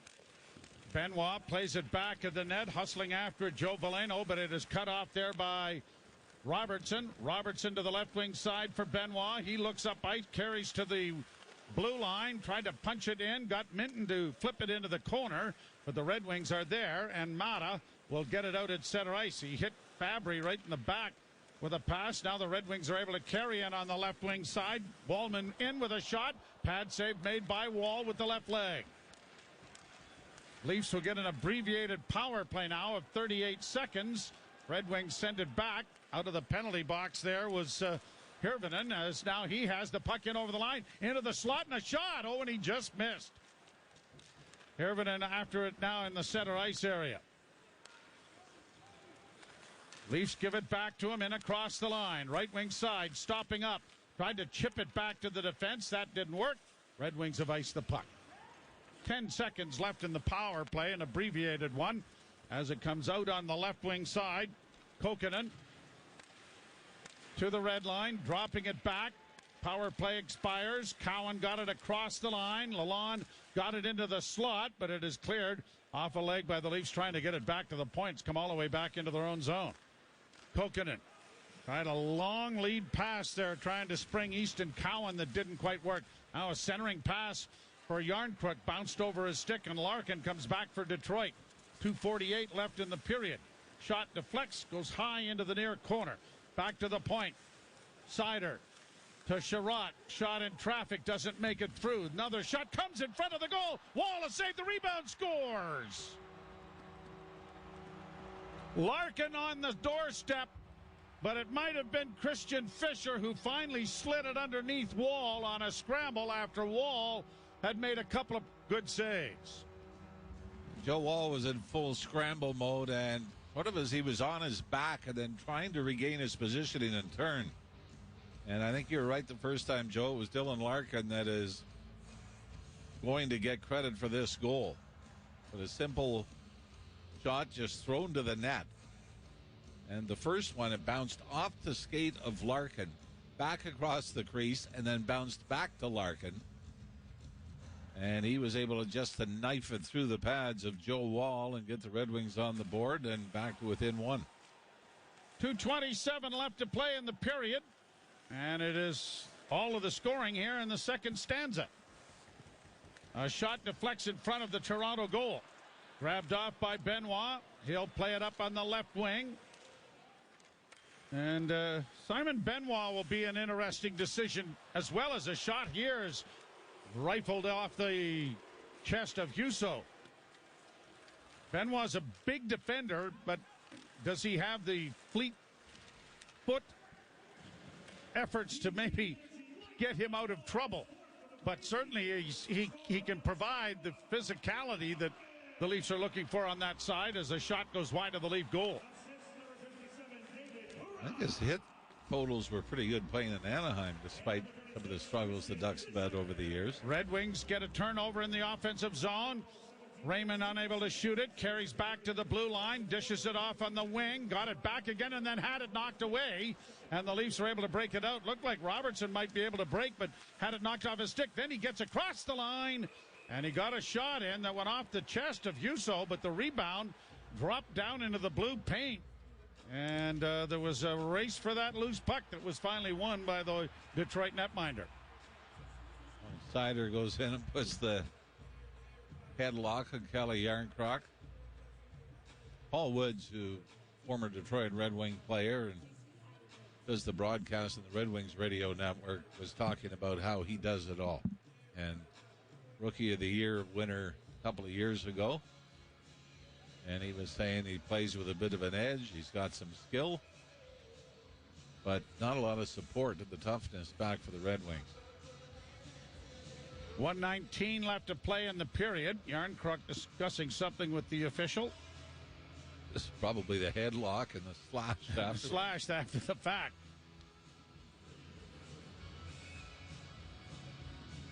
And Dylan Larkin having a word as well. So the face-off in the Detroit end. 1:19 to play in the period. And the Wings, Sherratt takes it off the face-off win to get it into the corner for Petrie.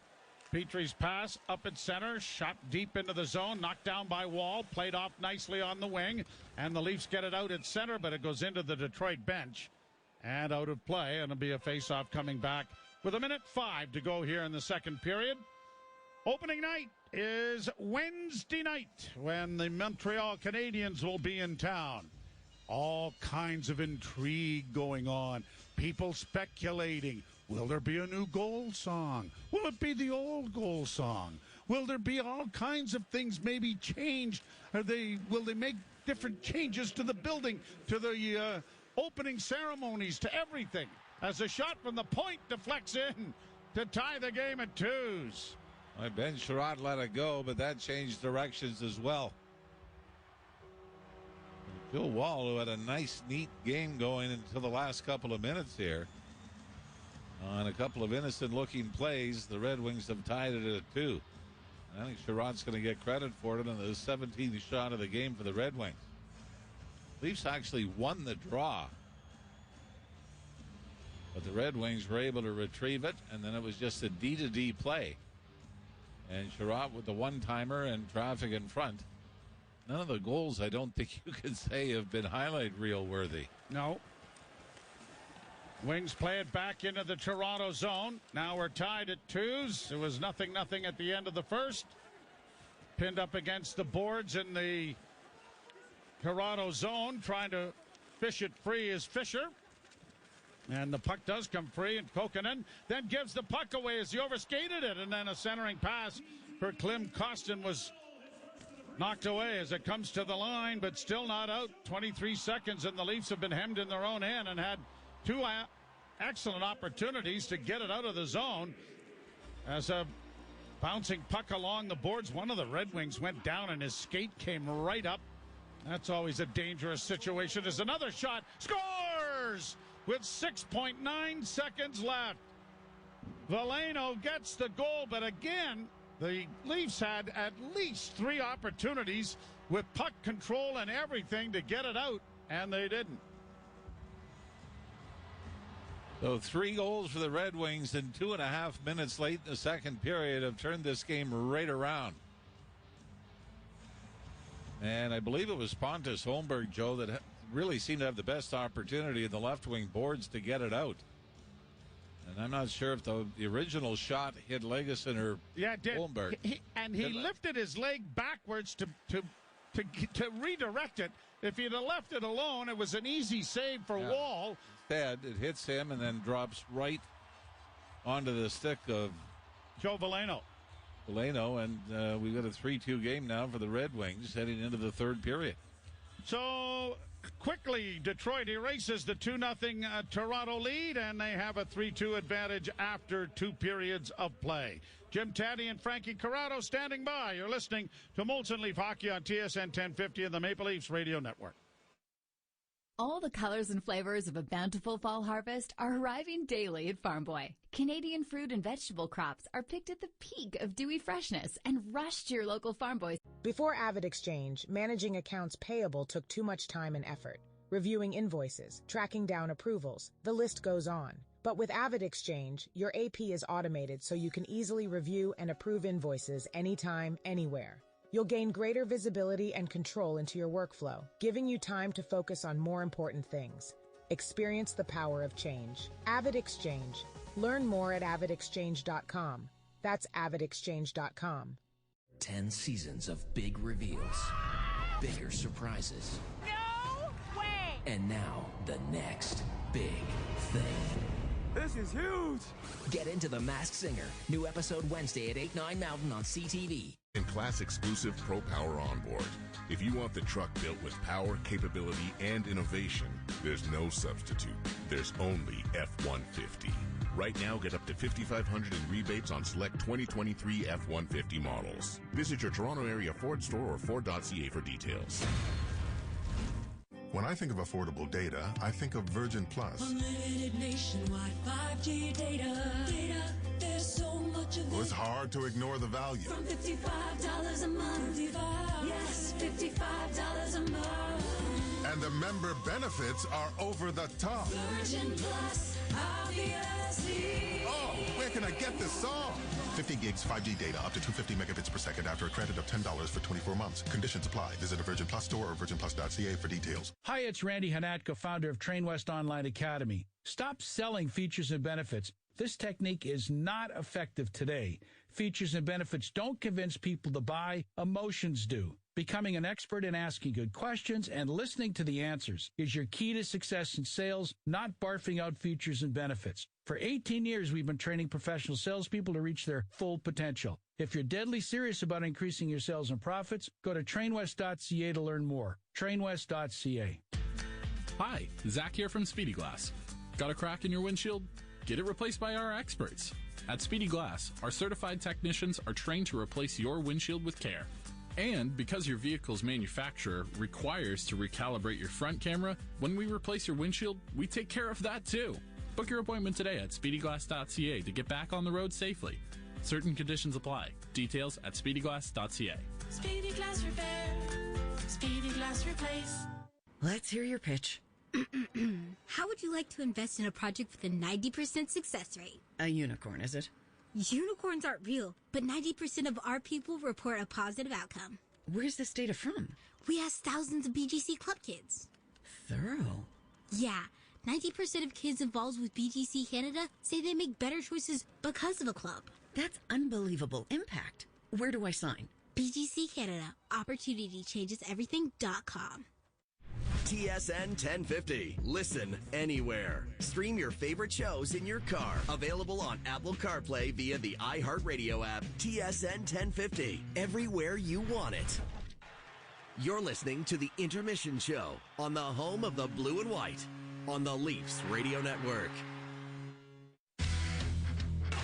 Played along the boards. The Leafs. Clifford gets it back to the blue line. Long shot and traffic scores. Ellis was right on the doorstep. It may have gone off him. And if it has, he's got a pair in the period. And the Maple Leafs have a 2-0 lead. 2-0 at that point. Miller and Ellis, the Michigan connection on the Leafs, giving the Leafs that 2-0 lead. Wings rally with 3 goals in the last 2.5 minutes of the period, and Detroit leads it 3-2 after 40. TSN after 40 is delivered by 241 Pizza. Right now, get 2 medium pizzas, 4 toppings combined for just $20.99. Visit 241pizza.com. Jim Taddy and Frankie Corrado with you. And Frankie, regardless of the game and the score, I think that when we're both watching this game, we're putting check marks beside names that we'll see later in the season. And on the blue line, I know that you've circled Kokkonen. I have, and you know what? There's a little bit of a battle here now as far as who's going to be the seventh defenseman, and for that sake, after that, who's going to be someone that can be in the mix as far as a call-up player. And with Connor Timmins going down injured, there's going to have to be someone who we didn't plan on potentially going forward with this team. We don't know how this team is going to shake out, whether they're going to have – they can't have a 23-man roster. Can they have a 22-man roster? I highly doubt it. It's going to be 21 or 20. If they go with 6 defensemen, we know who those 6 are going to be. But if there's a 7th defenseman, if you're going on merit based on the kind of camp that the player has had, it's going to be Kokkonen. We're seeing him get some opportunities on the power play. He can move the puck pretty well. I saw a couple times where he's carrying the puck up the ice, and they're doing the drop pass, and he holds onto it just an extra second longer to make sure that he hits the right player so they can enter the zone with a lot of speed. I've been impressed by him. He also had a nice sequence early on in the second period where he ties up a stick in front of the net to make sure the Detroit Red Wings can't score a goal. So he's strong in front of the net. He's had some nice plays with the puck. Out of all the auxiliary defensemen that are at this camp, Kokkonen has separated himself from the likes of Lagesson, Lajoie, and Simon Benoit. He's just one step ahead of those guys for me. Okay, let me throw this at you because up front it's a little more well-defined in terms of who does what. So looking for support players, not necessarily to start the season, but maybe, at some point during the 82 games that follow, there's a spot for, and I've circled Hervinen. I really like what he does out there. Yeah, me too, right? He just, it seems like he's got this way of handling the puck and moving his feet at the same time. And I don't know if it's something about being a smaller guy where they kind of have to move their feet a little bit quicker to make up ground. But, he uses his body to kind of get under checks. He spins off guys pretty well. I like the speed. He can carry the puck through the middle of the ice, through the neutral zone.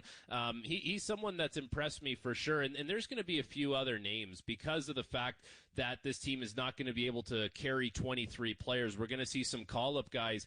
And a guy like Sam Lafferty, for me, Jimmy, he's not a second-line player, right? Like, we've been talking about William Nylander and where he's going to fit on the roster. Is he a second-line winger or he's a third-line center?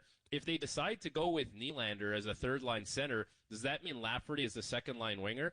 I don't buy it. He's a guy that should play lower in the lineup. So there's a battle going on there between a guy like Lafferty, a guy like Gregor, and, we talked about Nick Robertson in the first intermission, but, he continues to have another strong period. There's one play I want to point out to you, Jimmy, and Nick Robertson was on the back end of this play. It was a 3-on-2 up the ice. Fraser Minton is carrying the puck through the middle of the ice. If he passes it early to Nick Robertson, the Red Wings defenseman can kind of take their gap, squeeze Robertson out to the outside, and kill the 3-on-2. Minton carries the puck all the way to the blue line, so now the defensemen don't know which way he's going to go with it. He decides to kick it out to his backhand to Robertson, and then Robertson does a nice job to take one step to the inside, curl and drag the puck. He gets a shot on net. Those are the kinds of looks that Nick Robertson needs to have in order to be successful. But for me, Fraser Minton makes that happen by just holding on to that puck a split second longer so the defensemen don't have an opportunity to kill it before it gets to the blue line. Okay, it's totally fruitless to go down this road, but we will anyways because it's preseason hockey. I mean, the fitting under the cap, they're going to come up with a solution that none of us have thought of. In the past, there would have been a salary or two on the roster where you could say, if you could remove this guy, and they never did. They came up with another way. That would get you to the cap. When I look at this roster now, I don't know, they're going to be what? They're going to have to lose $2 million somewhere because the Timmins injury is going to take care of $1 million. I don't know where that comes from, so I'm fascinated to see how they do it. The easy solution in the summer people were talking about was, well, maybe you trade Calle Jarnkrok. Austin Matthews happens to like playing with Calle Jarnkrok, and he's a pretty effective player for this team. And you talk about the versatility that he has. He plays on the penalty kill. He plays on the second power play unit. He scores at 5-on-5. Like, that's where he does the majority of his scoring. It's not so easy as to just move on from that guy. Not to mention, teams can't just absorb contracts and salary because they have their own issues that they're trying to get out of. The probable solution is going to be you're going to have to make up that chunk of money, whether it's $2 million, by trying to slide one or two guys through waivers and maybe go with a 20-man roster. And if you're lucky, you can find a way to go with a 21-man roster so you can have one extra.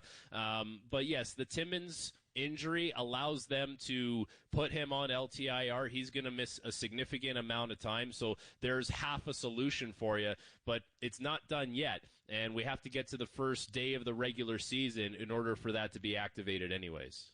Yeah, just so everybody understands, the waiver thing happens tomorrow because they have to clear by Monday. And Monday night the roster is set because Tuesday night is opening night in the NHL regular season. So things will happen fast here. It almost makes you wonder, I like the camp that Martin Jones has, but I really don't see what the point of that was, if that makes any sense to you. Well, it makes sense to me because I dug a little deeper into this the other day because it just became this formality with Andre Vasilevsky getting hurt that the Tampa Bay Lightning were going to pick up Martin Jones. And then you kind of look around the league and you say, okay, who else is in the same boat as the Maple Leafs? Who's potentially going to be losing a goalie on waivers? The Pittsburgh Penguins have to try and sneak Magnus Hellberg on waivers. The Seattle Kraken just put their backup Chris Drieger on waivers. They're going to carry Joey Decord and Philip Grubauer. If the Tampa Bay Lightning wanted to make a deal with someone and give up an asset, don't you think they would call the Calgary Flames and acquire about Dan Vladar because Dustin Wolf, who was the goaltender of the year in the American Hockey League, just got sent down? So I don't think it's as black and white as Martin Jones goes on waivers, and because he's a Maple Leaf, the Tampa Bay Lightning are going to pick him up.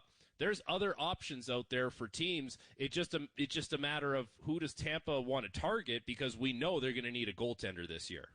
It's going to be an interesting, 48 hours for sure. So it is 3-2 Detroit after 40 minutes of play over the Leafs. This is Molson Canadian Leafs Hockey on TSN 1050, the iHeart Radio app, and the Leafs Radio Network. From the biggest stadiums to the coziest holes in the wall. From house parties to porch hangs to pride celebrations. Foul chefs. I'm the one with the knife. Foul food. What is that? The smell. Foul mouth. Shut it down! Gordon Ramsay. Yeah, he's back. A new episode of Kitchen Nightmares. Stream now. From your favorite fuzz shop to your local Indian spot. From noodle bars to sports bars to salsa bars. There's a Molson with your name on it. Canadian Ultra XL. Molson. Everyone in. Must be legal drinking age. Do more in a reliable Subaru, they said. Enjoy more time together to go more places with symmetrical full-time all-wheel drive, they said. More award-winning safety for more peace of mind, but to listen to one song over and over again with fantastic acoustics. I love you, family, but the singing. Nobody warned me about the singing. Hurry to your local Subaru dealer and get more out of every kilometer this fall, including more karaoke. As a small business owner, you have to deal with a lot. You're constantly thinking about managing time, managing employees, managing cash flow, keeping up with competition, standing out from competition, customers' wants, customers' needs, and customers' wants and needs next week, next month, next year. One thing you don't want to deal with is wondering if you can depend on your internet and mobile networks. Switch to Bell and enjoy reliable, fast fiber-powered internet and Canada's best 5G network. Count on Bell for your business and enjoy great offers during Small Business Month. Visit a Bell store or bell.ca/smallbizmonth for details. Bell, doing business just got better. What's behind a life electrified? What's lighting up our communities? Powering more carbon-free commutes? And boosting homegrown innovations? It's electricity generated right here at home. From renewable hydro to nuclear, our lowest carbon energy source. Ontario Power Generation is shaping the clean energy future by investing in Ontario and electrifying life every day. See how at opg.com. All the colors and flavors of a bountiful fall harvest are arriving daily at Farm Boy. Canadian fruit and vegetable crops are picked at the peak of dewy freshness and rushed to your local Farm Boy store to be proudly displayed for you. Join the fall celebration around the harvest table at Farm Boy. And remember, for fresh, never frozen Ontario Thanksgiving turkey, Ontario smoked ham, and all the convenience of chef-prep sides, Farm Boy freshness turns a dinner into a feast. Amy from Halifax writes, Dear Canadian Tire, I'm hosting Thanksgiving for the first time. Help! Well, Amy, we don't mean to butter our own bread here, but Canadian Tire serves up a wide assortment of kitchen products. Brands like Paderno, The Rock, Cuisinart, and Lagostina will have your family gathering at your house every year. Amy, you are so brave. Get everything you need for Thanksgiving at Canada's Kitchen Store. Visit CanadianTire.ca or this week's flyer for the Fall Mega Sale. The Out-of-Town Scoreboard is brought to you by Maple Toyota. Build your next dream Toyota at Maple Toyota. And check out Maple Toyota's pre-owned inventory arriving daily. It's time to Toyota. Visit mapletoyota.com. So here's what we have. Into the second period, Washington 2-1 over the Jackets. Into the second period, Montreal 3-2 over the Ottawa Senators. Chicago is losing 2-1 to the Blues. End of the first period. The rest of these are done. Vegas 7-4 over the Kings. Coyotes 7-1 over the Ducks. Wild 4-0 over the Stars. Lightning 4-2 over the Panthers. That is your out-of-town scoreboard. In our game, it's 3-2 Detroit over the Leafs. Bad last 2.5 minutes of the second period for the Leafs. Until then, they look pretty good. So that means, yes, guys, the third period is next. This is Molson Canadian Leafs Hockey on TSN 1050, the iHeart Radio app, and the Leafs Radio Network.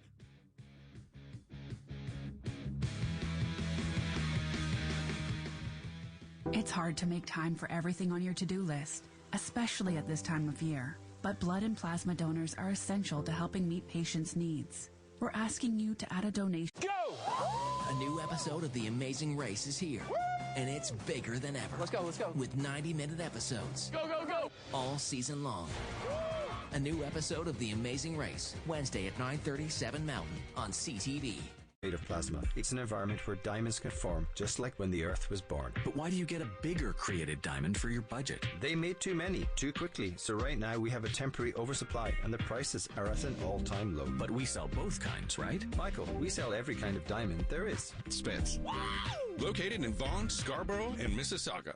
Bonjour. Hello. Voudriez-vous apprendre une autre langue? Would you like to learn another language? Como l'italiano? Like Italian. O español? Or Spanish. With Babbel, learning a language is fácil.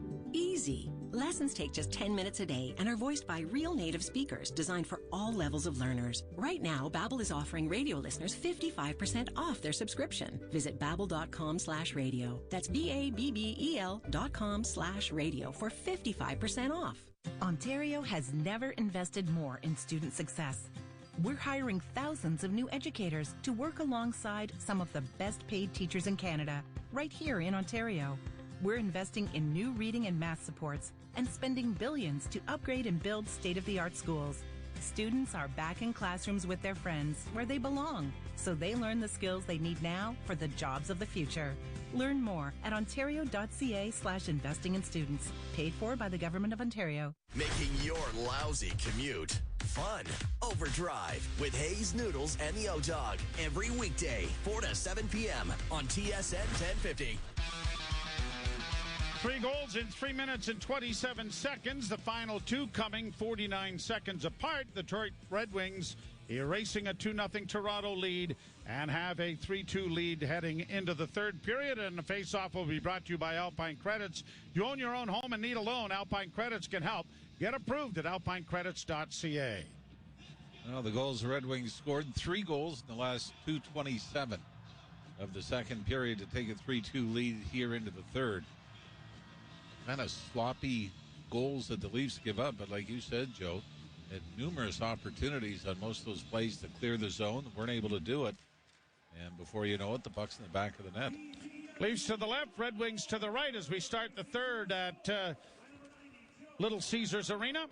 As the Wings have it down in their own zone, trying to push it in along the boards there was Minton. It's around back of the net for Larkin, who gets it up on the wing but not out. Minton will keep it in with a shot in traffic. Blocked by Detroit and played ahead, and now trying to break through but not being successful was the Wings winger Costin. Right back at the blue line. Toronto regrouping back in their own zone. Change is coming. Lagesson hangs on to the puck and now starts out with it. Left-handed defenseman gets it to the line. Unable to get it in deep was Gregor.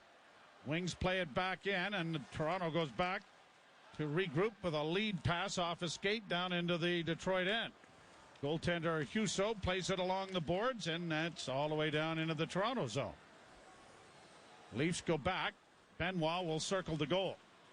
Brings it out with a drop pass and a long shoot-in. Goes wide. The Leafs get after it, and instead of shooting it there, was that Abruzzese? Or maybe Lafferty trying to set things up, and when he had a really good chance to shoot the puck. And then the Leaf winger was so surprised that no chance on goal ever materialized. Red Wings thought it was going to be icing, so everybody pulled up, and Lafferty, using his speed, beat everybody down the ice to get the carom off the backboards. Mata brings it back down into the zone, and a centering pass deflected just wide by David Perron. Around back of the net it goes, comes back to the point. Mata to the far side, gets it returned, walks to the middle of the ice at the blue line. His shot went wide of the goal, chopped at and grabbed by Lucas Raymond. Raymond now into the corner, fans on a pass. When he did center, it was right onto the stick of David Perron. There was no one beside him at all. Leafs with an errant pass. It's going down, but will be on goal. Scooped aside by the Red Wing netminder. And now Detroit starts out of its own zone. Pass up on the wing is shoveled into the Toronto zone. Puck around the boards to the far corner. Lajoie gives it back to his defense partner, and Tommy Miller gets it out, only to have the Red Wings bring it right back. Joe Veleno getting it into the slot, and a shot goes off Miller and clears the glass and goes out of play. Wings general manager Steve Yzerman did say before training camp started, this is not what we consider to be a make or break year, where we have to 100% be in the postseason. I think they're making strides. It would certainly take the playoff gauge. 7 years the Wings have gone without appearing in the postseason after an amazing 25-year run. Isn't that something? Played high to center ice by Toronto. Like we were saying the other night, the downside of that, and then the unlucky part of the last few years, they haven't had a top 3 pick since 1990.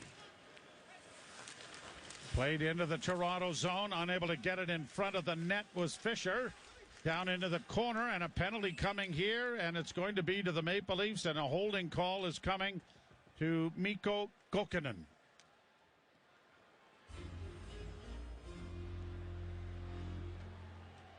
So the Red Wings will go to their third power play opportunity of the game. And the penalty kill is brought to you by CMC Markets. Take your trading to the next level with $0 commission on stocks. A little bit of a hold, but usually there's a little more leeway on that, isn't there, when it comes to pitting a guy up against the board, so you don't drill him in. You can sort of hold on and guide him, but Kokkonen pays for it. Larkin gets up slowly after a face-off confrontation as it is played down into the Detroit end. Red Wings starting out. Seider got it ahead, breaking in now and on goal. Oh, great pad save made by Wall. As Sprong broke in there on the left wing. Seider goes back to retrieve it. Brings it out, dropping it back to Larkin. Larkin over on the right wing side. DeBrincat couldn't get in. Now the Leafs counter. Here's Gregor in on goal, and he had it knocked off his stick at the last second, and then Seider drilled him into the corner boards. Seider gets it ahead for Larkin. Larkin in on the right side. Gostisbehere gets it back to the blue line. Seider dishes off for Sprong. Sprong down into the corner, fanning on a pass. Bouncing puck goes back into the near boards. Played back to Sprong once more. Sprong dishes it back to the blue line. Kept alive by Jeff Petrie. Petrie with it again. Petrie on a one-timer on the far side. A shot stopped. Rebound was shoveled wide of the Leaf net. Comes back to the blue line again. Petrie walks the line. 35 seconds in the power play. To the near side. Deflected into the corner. Back to Petrie once more. Off on the right wing, and another shot is blocked by the Leafs. They fight for possession but can't get it out. Petrie once more with it. Off onto the right wing side. Trying to drive in there was, I believe that was Rasmussen as it comes back to the point. Petrie once more on the far wing. No, it is Raymond. Lucas Raymond working into the corner. Raymond plays it around back of the net. Perron trying to get it back to him. The puck comes back. The penalty is about to expire. The Leafs have not been able to get the puck out. Here's Perron again to the near side. Sprong shoots it high. Scores!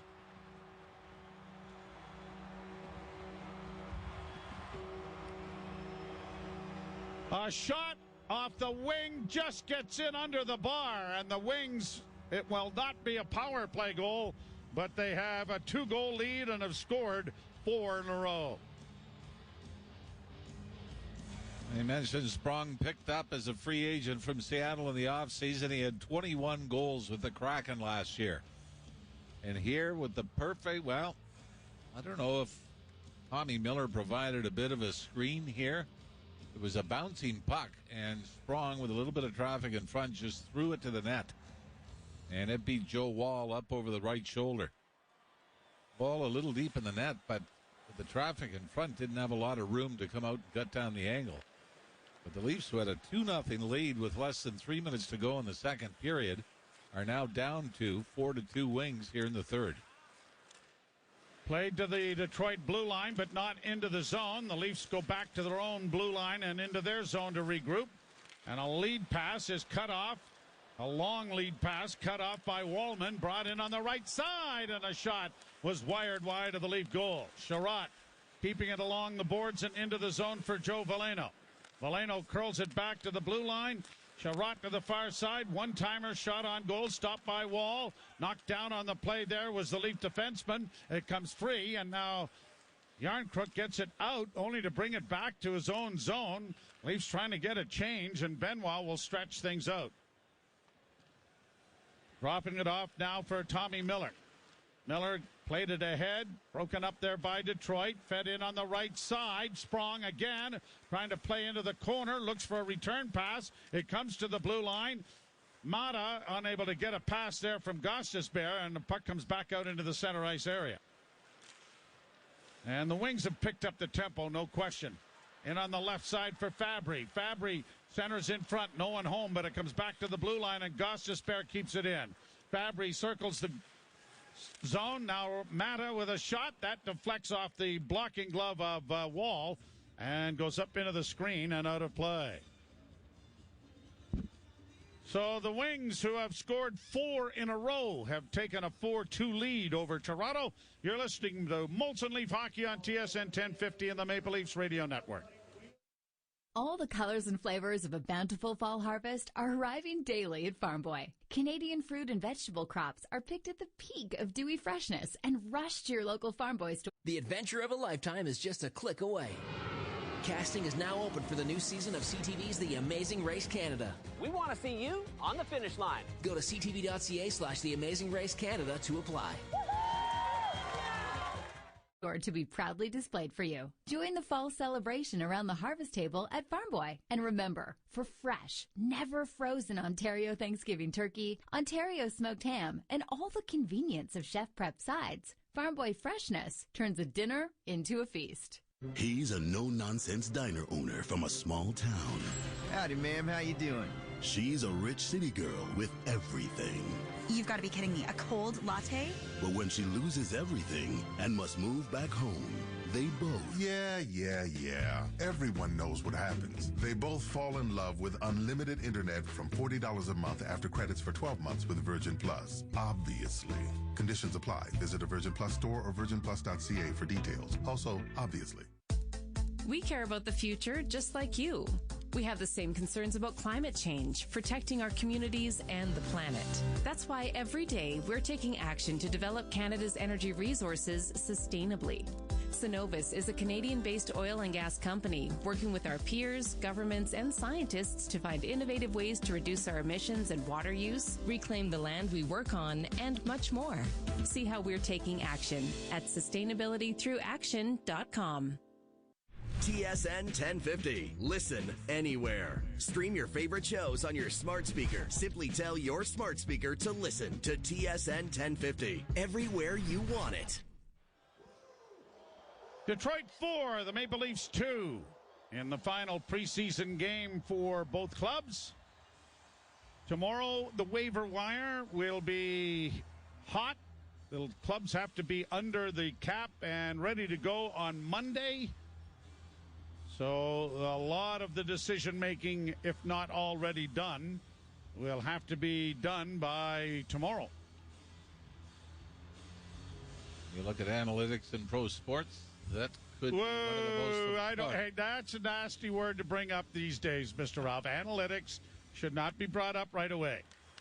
73.6% of broadcasters with more than 20 years of experience say the exact same thing.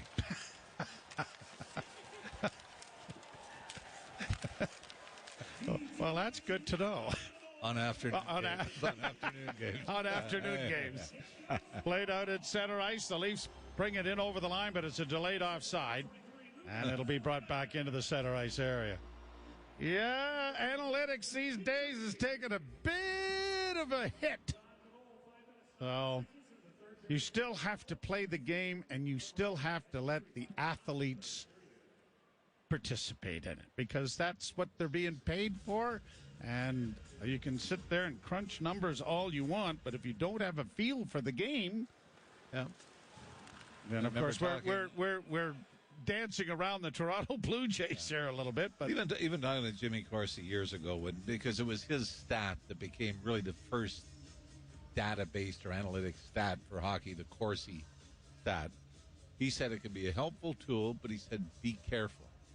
Don't start to rely on what's going to happen in a game based on the information you have. He said certainly you can show, more than anything, rooms for improvement in certain categories. Shot from the point, blockered away nicely by Wall. It goes around the boards to the far side. Detroit keeping it in. Larkin back at the net. Works into the corner, far side, back to the point it comes. Over on the near wing now for Wallman. His shot was kicked away. Into the slot again. DeBrincat getting it back to the blue line. Sider into the slot on his backhand. Doesn't shoot it. Gets it back to Wallman, his defense partner. Then Larkin let a shot go. That was blocked in the traffic in front of the net. And the Leafs are back in their own zone, running around a little bit here, as now they get a hold of it and backhanded down into Detroit territory.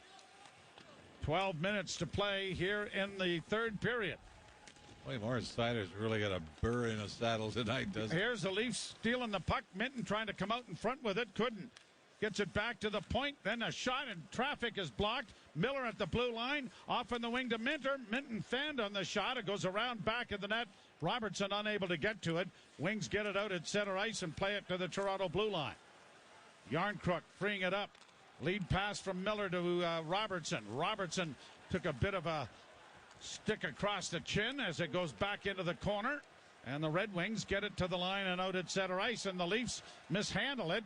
And Miller has to go back in traffic now with Veleno chasing him. Gets it up on the boards. And finally it'll be Tommy Miller trying to play it up the boards and get it out. He'll try the back way and find Lajoie. He runs into a traffic jam there.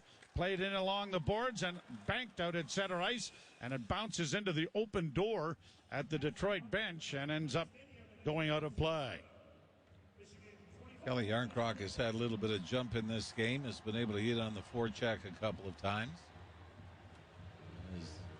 He was missed the first week so of training camp with an injury that he's trying to work his way back in. So you've got Yarncroc, you've got Dylan Gambrell, who's dealing with a health issue, and John Klingberg, as we said, would have been able to play tonight if it was the regular season. But they thought, why would you risk it now? You do have the risk of him not getting a lot of game action to be ready for the start of the regular season. Played down into the Detroit end. And now brought out by Sherratt. He gets to the red line and bounces it in wide of the Leaf goal. Round back of the net, skates Petrie. Back to the point. Sherratt to the far side, looking for Fabry in front of the net. That didn't work. It comes back again to the blue line. Petrie once more with a feed in front of the net that was deflected by the Leafs down into the corner. Lagerson up against the boards, being bodied by a couple of Red Wings.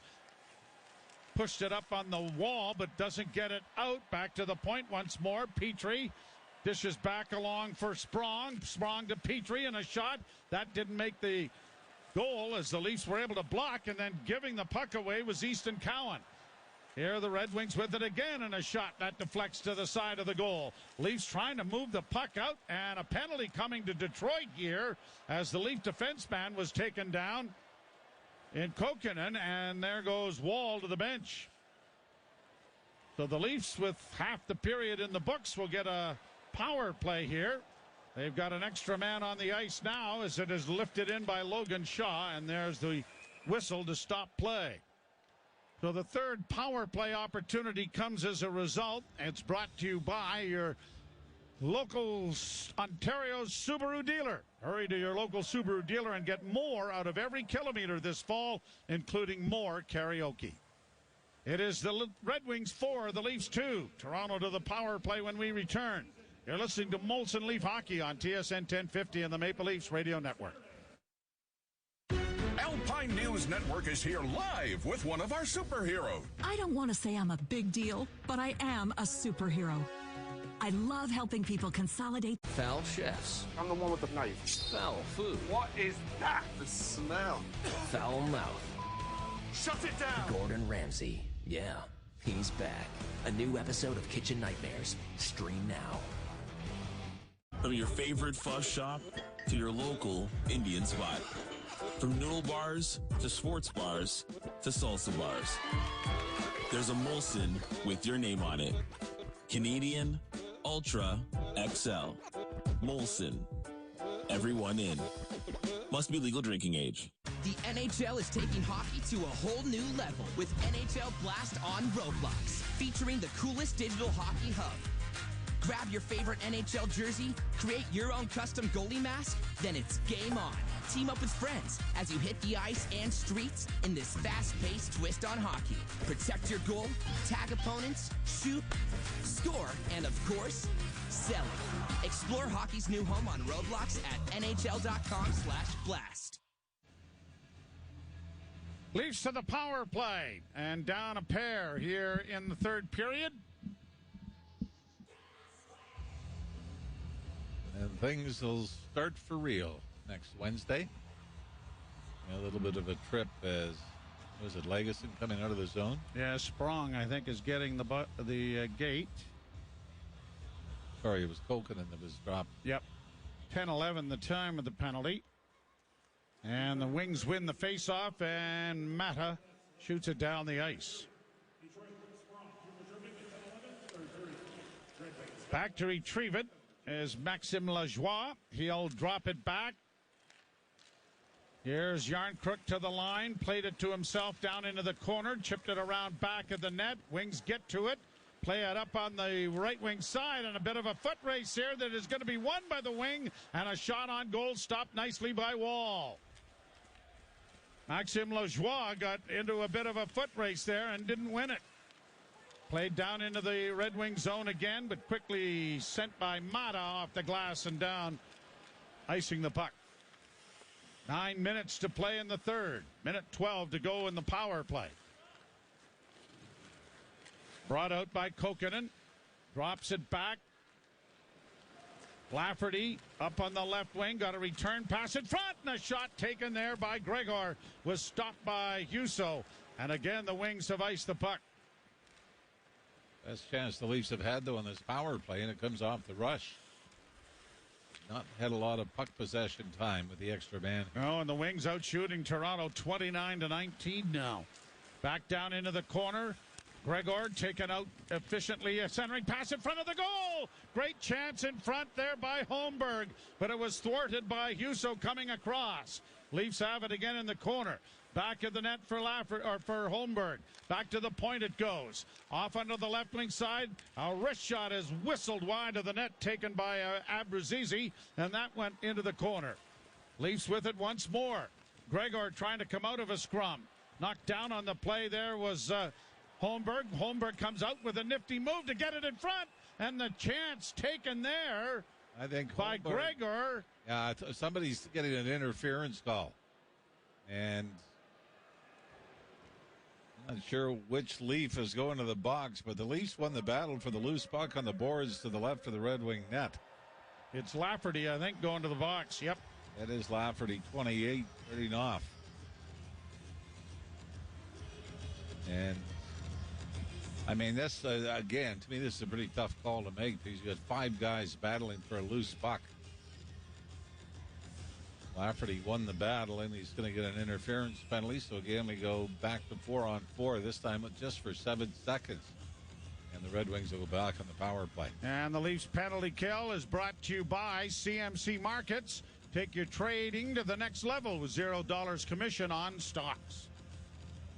I'd say the preseason's been called pretty close, but the Leafs have really got to clean up. I mean, you can't take 4 or 5 penalties every night. And that's what they've done for the most part in the preseason. Well, if you want the team to be a more physical team, which People are saying, got to be a lot more sandpaper in the lineup. Well, if you're going to have sandpaper, you're going to have to pay a price for the sandpaper. Well, I don't think anybody's going to say, boy, they're scared to death of that guy holding on to you. No, exactly. Pass across. It has to be done the right way. Yes, it does. Physical penalties, and Here's a shot. Good glove save off DeBrincat by Joe Wall and a stoppage of play. What do we got in this game? 2 holds, a trip, and an interference call. I think you take the interference call if you absolutely level somebody and maybe send a message early in a game. But the holds and the trips, I don't think are too intimidating. Joe Wall made a pretty good save there, throwing the glove up. Minute 27 left in the Detroit power play. And the Leafs are able to punch the puck out at center ice, and Seider will go back. Late in the second period, the Red Wings only had 12 shots on goal. And they're up to 30 now. There's a shot that whistled wide of the Leaf goal. Comes back to the blue line to Seider. Gets it returned again. Over on the near wing. DeBrincat's shot was blocked. It comes back along the boards. DeBrincat down into the corner. Looking for a return feed. Now gets it back again. They play catch with it. He comes out of the half wall. Back to Seider. Back to Seider again to DeBrincat. Return to Seider. They're throwing around the outside, but not getting anything to the net. When they did, it would deflected harmlessly wide. Down into the corner, centering pass. Blocked. Rebound shot high and wide of the goal. And now unable to keep the puck in is DeBrincat as it goes down the ice. 34 seconds left to go in the power play. 6:27 left in the third period. Drop pass, and out come the Wings to the line and in. Left wing side for Sprong. Back to the point. Petrie walks the line. Now to Sprong. A pass in the goal crease. Went off a skate. Grabbed off by Toronto's Kokkonen, but he can't ice it. Now into the near corner. Here's Benoit trying to play it up to the line, but doesn't get it out. Red Wings keep it in, only to lose the puck. And now cleared by Toronto as the penalty expires. Under 6 minutes to play in the last preseason game. 8 of them on the docket for the Maple Leafs this year. They are 4-1-2. Played down into the Toronto zone. Swung around the boards to the line, but not out. Kept in there by Kopp. A centering pass. Wall down. The puck comes back to the blue line. In on goal. Wall across. And makes an excellent save there. Boy, again, Red Wings throw it to the net, get a lucky bounce. And Joe Wall has to move quickly from his left to his right and take one away, or this game would be well out of reach now. 4-2 in favor of Detroit. You're listening to Molson Leaf Hockey on TSN 1050 and the Maple Leafs Radio Network. Whatever the weather, CMC Markets is here to help. Planning for a rainy day? Enjoy $0 commission on U.S. and Canadian share CFDs. Riding out the storm? Get a Foul chefs. I'm the one with the knife. Foul food. What is that? The smell. Foul mouth. Shut it down. Gordon Ramsay. Yeah, he's back. A new episode of Kitchen Nightmares. Stream now. Before AvidXchange, managing accounts payable took too much time and effort. Reviewing invoices, tracking down approvals, the list goes on. But with AvidXchange, your AP is automated so you can easily review and approve invoices anytime, anywhere. You'll gain greater visibility and control into your workflow, giving you time to focus on more important things. Experience the power of change. AvidXchange. Learn more at avidexchange.com. That's avidexchange.com. Has one of the longest-standing rosters in the league. No surprise. Maple Toyota is an award-winning dealership and offers competitive pay, amazing training, and exciting career opportunities. No one sits on the bench. Everyone scores. Maple Toyota runs on all cylinders. Do you? If you'd like to join the Maple Toyota team, apply today at mapletoyota.com. 2-for-1 Pizza is taking it up a nacho with new 2-for-1 nachos and Irish nachos for just $9.99 each. Enjoy the 2-for-1 nachos with corn tortilla chips or try the Irish nachos with potato wedges. Both come loaded with nacho cheese sauce, mozzarella cheese, tomatoes, green peppers, red onions, and jalapeno peppers. Add a large quattro pizza with 4 toppings combined for only $15.99 plus tax. Order online at 2for1pizza.com. 2-for-1 pizza, 2-for-1, 2-for-1. First Up with Korolnik and Koliakovo. Weekday morning 6 till 10 on TSN 1050. You ain't first, you're last. Red Wings 4, the Leafs 2. In the final minutes of the preseason. It's Christian Fisher that had the opportunity, and Joe Wall, and the Leaf goaltender, had to scramble over from his left to his right. Really, I don't think any big surprises. I think there were pleasant surprises, as pleasant factions of the training camp, and both of them are youngsters. Easton Cowan, along with Fraser Minton, but both of them, I think, need time in junior hockey to maintain themselves. And I would be very surprised if either one of them, well, certainly I'd be more surprised if it was the younger of the two, but I think that Minton has got to go back as well. But both certainly showed well. Both are on the horizon. The radar is there. I think everybody was very pleased with their development thus far. Played in over the line into the Toronto zone. 4.5 minutes to go. And really, the reward for them is more games. Yes, they got to play a lot. Yep. You earn the right, you get rewarded. Simon Benoit in with a weak shot that is gloved easily by Ville Husso. And there'll be a face-off in the Detroit zone with 4:16 to go. The Nick Robertson situation is one that just is really unfortunate. I think that's all I can say. I mean, the injuries that he's had, his development has not gotten to where you would think that he's one of the guys that's going to stay. He's got to play. He's got to play 18 to 20 minutes a game. And I think you looked, 10 games with the Leafs, 2 games with the Marlies? Yep. And, then you had COVID, shortened season the year before, plus the injuries. And as much as, I still believe there's something there for him to be an NHL player, but he's got to eventually get a break health-wise. Here the Red Wings breaking in on goal with a shot. Big pad save made by Wall. Cutting in there nicely was Rasmussen, and Wall went right with him from right to left and got that pad out. High stick making contact with it. That should have been whistled down, I thought, but it wasn't. Brought down into the Toronto zone. Not that I'm arguing that they're still playing on here. As it comes back to the point, rattled around the boards back of the goal. Unable to trap it was Comfer, and it's out and down the ice. Icing waved off by the linesman, and 3:25 remains in the third. Really see, especially here in the third period, how the Red Wing forwards are starting to take advantage of the Leaf defense. Played into the corner. Miller starts out. And so the Michigan contingent on the Leaf team have had a hand in things. Ellis and Miller both scoring goals. And we get an offside called at the Detroit blue line. That'll bring the puck out into the center ice area with exactly 3 minutes left here in the third period. So have you got any predictions on how this team will do, Mr. Ralph? How many points do you think they are going to be in and about? They 2 years ago set a franchise record. Last year with the second best points-wise. I think the bottom line is I think you've got to look at every season the same. We got to get in. And then you worry about by how much. You want to get off to a decent start, and Leafs have been guilty the last few years of kind of sputtering out of the gate before finding their game. I think there's a checklist of things you'd like to see, and I know we've talked about this in the preseason, to be better against teams that are going to miss the playoffs. Against non-playoff teams, the Leafs seem to be 500 at best, and then up their game against the better teams in the league. And let's start with Arizona. Yeah.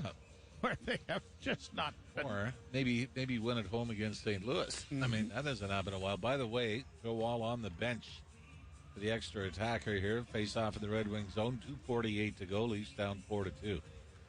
And the draw scrum. Sider. We got a penalty here? I don't know. Someone went down. And it looks Greg, like. Or was it Yarncroc? No, it was. Yeah, it was Yarncroc. And so going to the penalty box is Jake Wallman. And the Maple Leafs will go to their fourth power play. Brought to you by your Ontario Subaru dealers. Hurry to your local Subaru dealer and get more out of every kilometer this fall, including more karaoke. Interference is the call. The Red Wings won the draw, but as Yarncrook tried to jump around Wallman to get to it, Wallman deterred the Leaf forward and is going to pay for it. Draw won by Toronto. Holding the puck on the boards is Cowan. Cowan centers in front, trying to jam it home, and it's cleared by Detroit out at center ice. Well, the Red Wings can ice the puck. The Leafs have a two-man advantage here. Brought on in over the line by Robertson, working to the right wing board. Stops up, gets it back to the blue line. Pontus Holmberg returns the favor. Now back to the point, off onto the left wing side. Looking for Robertson to get a pass, and the one-timer, and a good pad save made by Husso. Robertson got it into the corner. Centering pass went off the stick there of Minton. It comes back into the slot. Intercepted by Detroit. Shot at the empty net. Well wide. Boy, Easton Cowan had a chance to get it to the net. Tried for the seam pass. Couldn't get it through, but he was in a great spot, top of the left wing circle, to deliver that to the net. Shot into the zone by defenseman Kokkonen, who went in after it, and the Red Wings have sent it out and down the ice again. 54 seconds left in the power play. Minute 37 to go in the third period. Leafs changing here. And Lafferty brings it to center, drops it off to Kokkonen. Kokkonen played it into the corner. Backhand pass in front of the net there by Minton that wasn't deflected. Back to the blue line once more. Kokkonen fades off on the far wing. They've got two men in front of the net. Lafferty trying to come out in front. Scores! Sam Lafferty backed his way out from the corner and took the puck with him and was able to jam it home with a minute 11 to go in the third period. It's now 4-3. James Van Riemsdyk's in Boston with a smile on his face here. That's what it looked like as Lafferty got the puck right on the goal line to the right of the Red Wings net. And Lafferty in one motion backs out and slips it past Husso. I don't know if this goes glove side or under the left pad of Husso, but at least back within one and some time left here. 1:11 to go in the third. That's a great play, though, isn't it? Yeah. It's a nasty play from a goaltender standpoint. One of the teams has called timeout. I'm assuming it's the Leafs. With 1:11 left to go. 32-24 are the shots. James Van Riemsdyk, I think, was the first to make that sort of a popular move, where he'd position off to the side of the net and sort of back his way out, try to chip it in. But Lafferty, I think he knew right away that he was doing this. Well, he got filled in pretty good by Ben Sherratt, who was trying to prevent him from doing just that. So the Maple Leafs have a minute 11 left to go. By the way, Jeff Petrie with the Red Wings now after spending last year with the Pittsburgh Penguins. That'd be an interesting stat, wouldn't it? How many fathers and sons have played in the same city playing different sports? His father, Dan Petrie, a longtime pitcher for the Detroit Tigers. Yeah, exactly. And the ballpark is not too far away from where they are right now. Well, Tiger Stadium is where Mr. Petrie played, but the Tigers play in Comerica Park that is very, very close to where the hockey rink is. And the Leafs now bringing it in over the line. A pass into the corner goes to Lafferty. Back to the blue line. Extra attacker on. Cowan dishes off. Lafferty over in the far corner. 44 seconds left to go in the third period. Yarncrook back of the goal with the puck. Trying to come away with it. Still with it. Got it along the boards. Robertson makes a good play to get it back to the blue line. Now brought in along the wall and down back of the net. Could have been a penalty there to Sider. Never mind, could have. It is a penalty. 28 seconds left. And I can't read lips, but I'm pretty sure Sider doesn't like the call as he follows the official to the bench.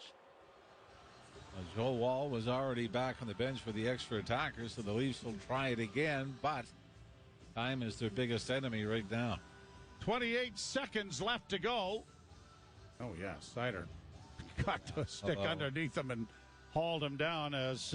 Max LaJoie might have gone down a little easy. At least I'm pretty sure that's what Seider is saying to the official. Well, here we go.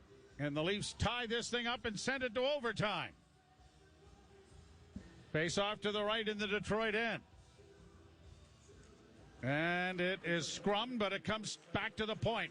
Robertson with a wrist shot. Oh, and he just missed. Into the far corner. Chopped at, but kept in at the blue line. Lajoie to Robertson. Down low. Centering pass. Went right by everybody. Kept alive at the point again. Lajoie shot. Big rebound in front. Robertson back of the goal. Can't get it in front. 7 seconds left. Robertson still with it.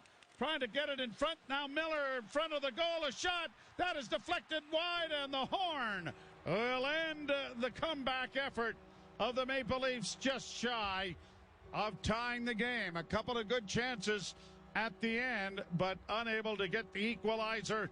And so the Leafs will fall 4-3 to the Red Wings in Detroit.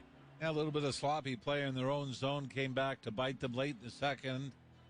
And the Red Wings were able to come back late with those 3 quick ones in about 2:27 to erase a 2-0 deficit, take the 3-2 lead in the third period. You do like the fact that the Leafs did have some push late in the game, even though they might have got a couple of favorable calls from the officials. The push was there, and Nick Robertson maybe had the best chance, Joe, in the high slot. Yeah, he did. He wired one, blocker side, but over the crossbar. And the Red Wings will split their games. Well, they pick up an overtime loss point in Toronto on Thursday night, but two teams will split the last 2 games of the preseason. And the next time we chat, it'll be a little more excitement in the building.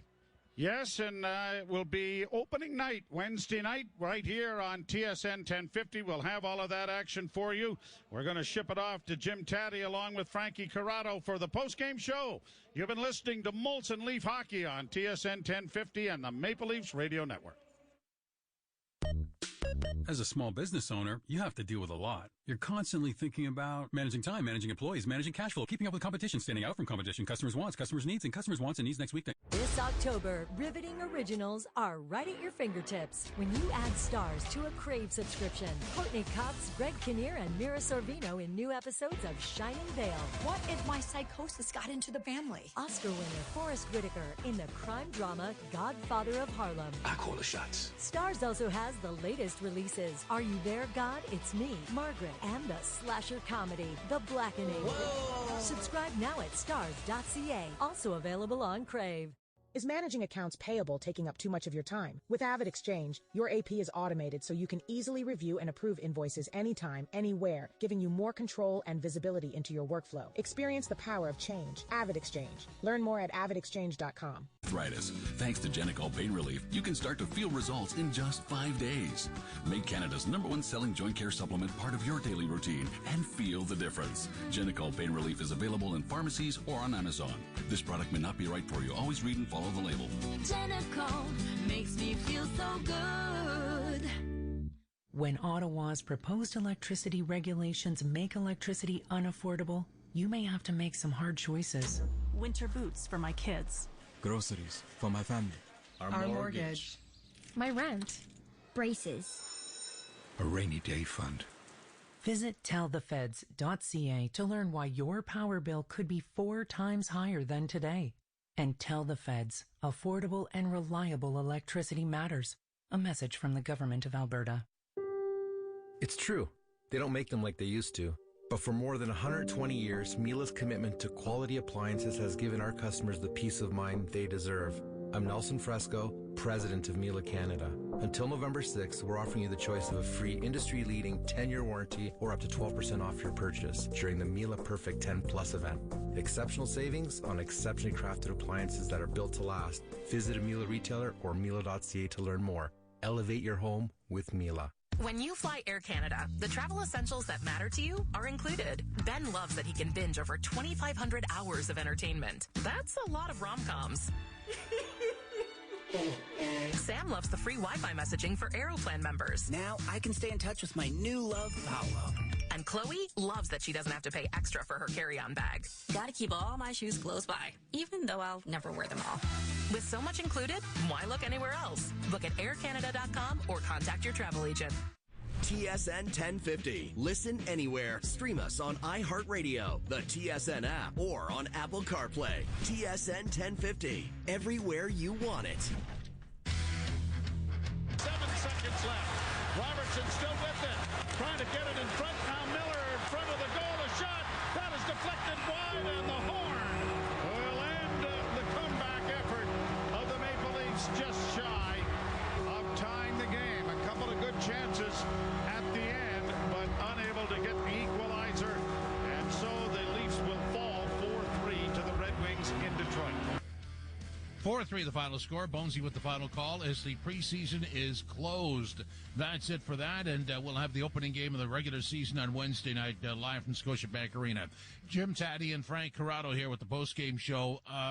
Frankie C., I mean, I don't know how much time you want to spend on the game. I would like to go back over the 4-2-2 record the Leafs had, and I think this camp was much more successful than I would have thought. And I don't know that I had any negative thoughts going in, but compared to last year's camp, which was good, I like this one a lot better. Yeah, I like this one because of the storylines that emerged from it, and some of the players that kind of pushed the envelope here and pushed themselves, onto the scene. As far as, can they make the team at a training camp? Can they be players that eventually get called up throughout the course of the season? I'm not sure that we were expecting this young nucleus of players. Like, we knew Nyes was going to be there. I don't think we expected him to dominate the way he did and really be the stud that he showed he can be throughout the preseason. But whether it was Easton Cowan or Fraser Minton, I really liked Nick Robertson's camp. Noah Gregor asserted himself really well over the course of this preseason. I think Pontus Holmberg quietly went about his business and showed that he can play on this team and be a positive influence on the games when he does play. There were a lot of positive signs throughout the course of this training camp, and a lot of them are up front, right? Like, we know what the Leafs have as far as Matthews, Marner, Nylander, Tavares. We know what they've added in Bertuzzi, Domi, and Reeves. It's a little bit uncertain as far as who's the next wave of players coming up, and I think some of these young players are ready to bridge that gap, and the gap may not be as far as we initially thought because of their performances in this preseason. Well, in the past, it would have been young defensemen we would have been looking forward to. And sadly, the record there is that, only Lilligan remains from that core. And there was a lot of young defensemen they looked at over the last 5 or 6 years, draft picks that they had that were highly thought of, and just they got moved, right? So I come out of this camp thinking about Minton and Cowan, and I'm thinking that, as you project forward, sometime over the next 2 years or 3 years, both of those guys will be in this lineup. And I think that's really a remarkable statement based on the lack of picks they had and the fact that they have 2 centers developing that are definitely going to make a dent here.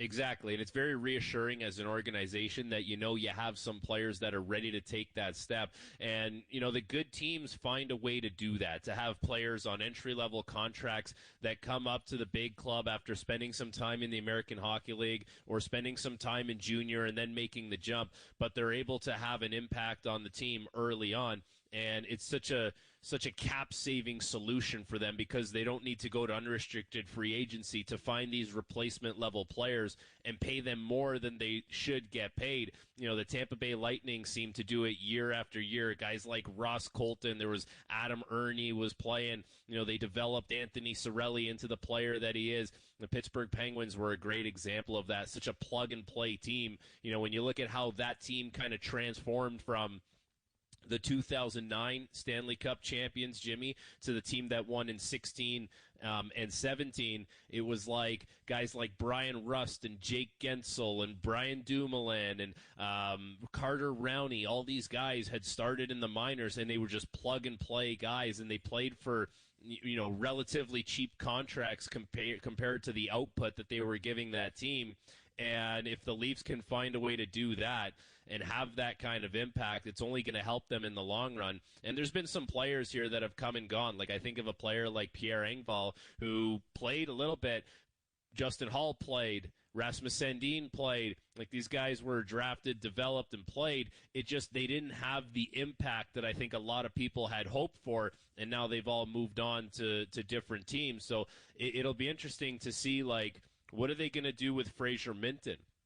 Is he going to start the season on the roster? Does he go right back to junior? Like, that's a question that they're going to need to have answered essentially by tomorrow.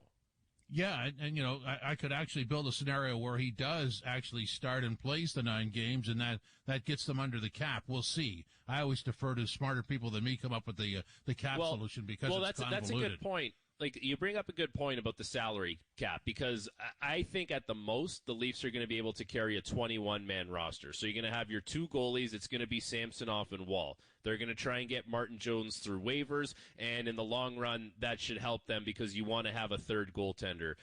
They're probably going to go with 6 defensemen. I don't think anyone out of that group warrants the cap space and the roster spot to keep a 7th guy. So you're going to start the season with 6 defensemen.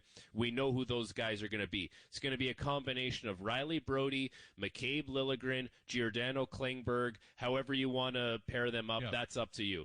Then we take a look up front. We know who's going to be on the top 2 lines. My first line, I'll take you right through it. It's going to be Matthews, Marner, and Bertuzzi if I'm doing the lines. My second line is going to be Tavares, Nylander, and Nyes. Then I'm going to go with a third line of Kampf, Domi, and Yarncroke. And then it's going to be a 4th line with Pontus Holmberg, Ryan Reeves, Noah Gregor. And I think I'm missing one player, Jimmy. Sam Lafferty would be my extra guy. So there you go. That's a cap-compliant roster if Fraser Minton were to stay with the team, or sorry, were to go back to junior. And if you want to keep Fraser Minton, you have to send Pontus Holmberg down or not sign Noah Gregor. For me, I would probably sign Gregor and send Pontus Holmberg to the minors because he doesn't require waivers. You can bring him up as you please. Okay, plenty to talk about with what you said there. We'll take a break, come back, and wrap it up. This is Leafs Game Night on TSN 1050, the iHeartRadio app, and the Leafs Radio Network. All right, everyone. Step up and down. Left foot, right foot. You're climbing up a trail. Now back in your Subaru with symmetrical full-time all-wheel drive and getting active in the... Before Avid Exchange, managing accounts payable took too much time and effort. Reviewing invoices, tracking down approvals, the list goes on. But with Avid Exchange, your AP is automated so you can easily review and approve invoices anytime, anywhere. You'll gain greater visibility and control into your workflow, giving you time to focus on more important things. Experience the power of change. Avid Exchange. Learn more at avidexchange.com. That's avidexchange.com. The adventure of a lifetime is just a click away. Casting is now open for the new season of CTV's The Amazing Race Canada. We want to see you on the finish line. Go to ctv.ca/The Amazing Race Canada to apply. Tangerine clients. Earn a 6% savings rate for 5 months when you open a Tangerine savings account. After all, why put money aside when you could put it to work? Learn more at tangerine.ca/save faster. Tangerine, that's forward banking. Some conditions apply. Promotional interest is calculated daily. Alpine News Network is here live with one of our superheroes. The secret to my super strength? A mega-calorie diet. And my super strong muscles are exactly what Ann and Kate needed. They wanted a backyard with a tiki bar. You know the vibe. They were approved for a home renovation loan. And I got these powerful hands dirty. Their backyard is now glorious. Own your home? Need a loan? Alpine Credits can help. Alpine Credits, where homeowners get approved. Just for license 12616. Leafs Game Night. Jim Taddy and Frank Corrado with you. The Leafs losing Detroit 4-3, finished the preseason schedule 4-2-2, and that's the last where we're going to talk about that. So we went through the roster, Frankie, and I agree with everything you said there, including the goaltenders. And I thought this was a big night for Joseph Wall. I mean, obviously he didn't have the support staff in front of him, but he made some big saves in the third period. And this is another area, like when you walk through the forward unit, all those guys they acquired in the offseason, and I'm going to put Nyes in there because we had a small sample size of him, but Domi, Bertuzzi, Reeves, and Nyes, I mean, they all track forward, and I don't think there's much concern or question about what they can deliver. over. And I'm going to say to you, and I want your reaction to this, Samsonov and Wall, actually an upgrade from where we were a year ago. With all due respect to the names involved, I just think that Joseph Wall is such a nice add to this team on a regular basis that he's just so smooth. I really like watching him play, and Samsonov I expect a big year from. Well, and Jimmy, as you know, we always defer to our goalie guy on this program, and that's none other than Jimmy Ralph. He is the goaltending expert out of the three of us, and he's been high on Joseph Wall for a long time, and for good reason. Like, you talk to a lot of goalie guys, they like the way he plays in the net. They like how calm he is. They like the demeanor. They like, the term that I hear is, he's not so busy in the net, and generally speaking, that's a good thing when it comes to goaltenders in today's day and age. And when you look at last year's goaltending duo, there were a lot of question marks surrounding, well, is Matt Murray going to stay healthy? Does he have game even if he does stay healthy? This Ilya Samsonov kid, largely unproven. He's had injury issues. He hasn't performed, at a first rounder, which he was drafted as kind of level. Ilya Samsonov showed last year that he can be that guy for long stretches of the season. But now's the time. Opportunity is knocking for a young goaltender like Joseph Wall, where he's drafted by the organization. He's developed to the point where he was an AHL All-Star last year, put up great numbers in the American Hockey League, came up to the NHL and did well. But now it's that make-or-break time where are you just going to be a backup guy who hangs around like maybe a Garrett Sparks, or are you going to take that next step? And Leaf fans are so hungry, Jimmy, to see a goaltender who was drafted and developed turn into not just a goaltender playing on a team, but a guy who's a legitimate number one goaltender in the National Hockey League. Look around. It's guys like Sorokin, Shesterkin, Jacob Markstrom, Thatcher Demko, Connor Hellebuck. That is what this team and this market has craved for so long. They haven't had it. They've had to make certain goaltenders work. Like for me, I was always a Freddie Anderson fan. Like I got to see him firsthand and play with him. Like I had a lot of respect for the amount of games that Freddie was thrust into with a team that was quite honestly quite poor defensively, and he had to keep that team in games so often. But to have the team where it's at now, where Sheldon Keefe has put in a structure that limits high danger chances, and they just they play a little more responsible with the puck than they did in the 16 to 18, 19, 20 seasons. It's such a good opportunity now for Joseph Wall to take that step and kind of take the reins here as the number one guy as the season goes on. But I fully expect Ilya Samsonov to put up a good fight. Like, this is a guy playing for a contract. He's on a one-year deal, unrestricted free agent, and there's some pedigree there that says this guy has the potential to be a very good goaltender as well. So I agree, Jimmy. Like, it's a very sunny outlook as far as the goaltending goes this season, as long as everything goes to plan. Guys are healthy and guys are playing well. Yeah, and I think tonight is a good example of what Wall brings to the table. Late in the second period when Detroit got those 3 goals in 2.5 minutes, the Leafs couldn't get the puck out of their zone. In the third period, he made at least 4 or 5 10-bell saves that kept them close in this game. So we're all happy about the goaltending. And let's just move on to that blue line in the couple of minutes we have left. Obviously there's a concern there that, the Luke Shen factor is missing. Jake Muzzin, of course, not around. And there's that grit level, but there's plenty of time to add or tweak. This is how you start the season. I'm not really worried about it. I'm not as worried as other people may be as well. You have to remember Jake McCabe wasn't on this team to start the season last year. He's a nice player. He has some physicality. He's obviously not Luke Shen. Like, he's not that big tree stump defenseman, but he's quite good. Where the issue lies with this decor right now, Jimmy, is yes, there's not going to be that big, burly, robust presence on the back end, but you're asking for a lot from Mark Giordano at 40 years old. He has had an incredible career. He's still playing in the NHL at 40, and I expect him to be pretty good this season. There's added responsibility on Timothy Liljegren to not just be a third-pair guy who plays some sheltered minutes and scores a goal every once in a while, and you leave the rink thinking, yeah, Liljegren was pretty good for the 14 minutes he played against the third and fourth lines. Like, he needs to take a step now and be a legitimate top-4 defenseman. One guy I kind of look back at the career, and I remember his career arc, was Anton Stralman. He started his career in Toronto Toronto gave up on him. He ended up going to Columbus and New York. When he played in New York, he took that step to a bona fide top 4 defenseman, probably a top pair guy. That's the career arc I would like to see Timothy Liljegren follow, and this year is the year to get that started. Yeah, good point there. And of course, we're talking about how the team starts. I mean, obviously, if we go back to last year, the tweaking started a couple of games in when people started going on the injury list. So that's an unknown factor at this point. We look forward to how they're going to get under the cap, and that's always a mystery. Frankie C. will do this again live from Scotiabank Arena on Wednesday night as we kick off a new season. Jimmy, I'll see you on Wednesday without any ice cream.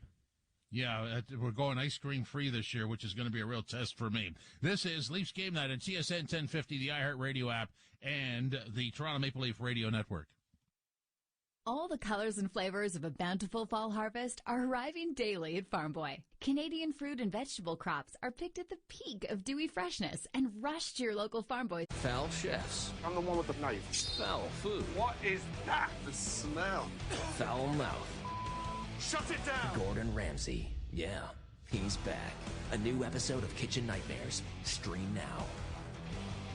And class exclusive Pro Power Onboard. If you want the truck built with power, capability, and innovation, there's no substitute. There's only F-150. Right now, get up to $5,500 in rebates on select 2023 F-150 models. Visit your Toronto area Ford store or Ford.ca for details. This is an important message from Canadian Blood Services. Our national blood supply is at very low levels. Hospitals are conserving the use of certain blood types, but patient needs are outpacing donations. We need your help now to avoid negative impacts to patient care. If you are able, please donate blood today by booking an appointment at blood.ca or use the Give Blood app. You can make all the difference. When I think of affordable data, I think of Virgin Plus. Unlimited nationwide 5G data. There's so much of it. It's hard to ignore the value. From $55 a month. Yes, $55 a month. And the member benefits are over the top. Virgin Plus, obviously. Oh, where can I get this song? 50 gigs 5G data up to 250 megabits per second after a credit of $10 for 24 months. Conditions apply. Visit a Virgin Plus store or virginplus.ca for details. Overdrive, Toronto's favorite way to drive home. Weekdays 4 to 7 on TSN 1050. Well, the Out-of-Town Scoreboard is brought to you by Maple Toyota. Build your next dream Toyota at Maple Toyota. And check out Maple Toyota's pre-owned inventory arriving daily. It is time to Toyota. Visit mapletoyota.com. Here's what we have. Blues 5-3 over Chicago. That's in the third period. The rest are done. Golden Knights 7-4 over the Kings. Coyotes 7-1 over the Ducks. Wild 4-0 over the Stars. Lightning 4-2 over the Panthers. Jackets 4-2 over the Capitals. Montreal 6-4 over Ottawa. And in our game 4-3 Detroit over Toronto. Thanks for joining us, and be with us Wednesday night live from Scotiabank Arena as the Leafs open their season at home to the Montreal Canadiens, the only Montreal visit during the regular season this year. Good night from Leafs Game Night on TSN 1050, the iHeartRadio app, and the Leafs Radio Network.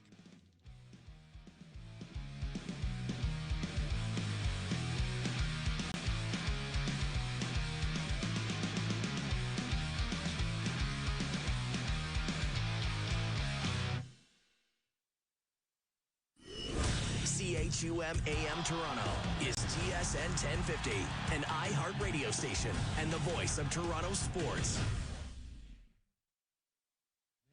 The Diamondbacks get 6 runs in the first inning alone and now lead the Dodgers 7-0 in the top of the second. Catch the action on ESPN Radio and the ESPN app. In Atlanta, the Phillies were 6-0 in the postseason when Bryce Harper homers. The pitch, swing, and a high fly ball drilled. Right field, that one back, and that one is gone!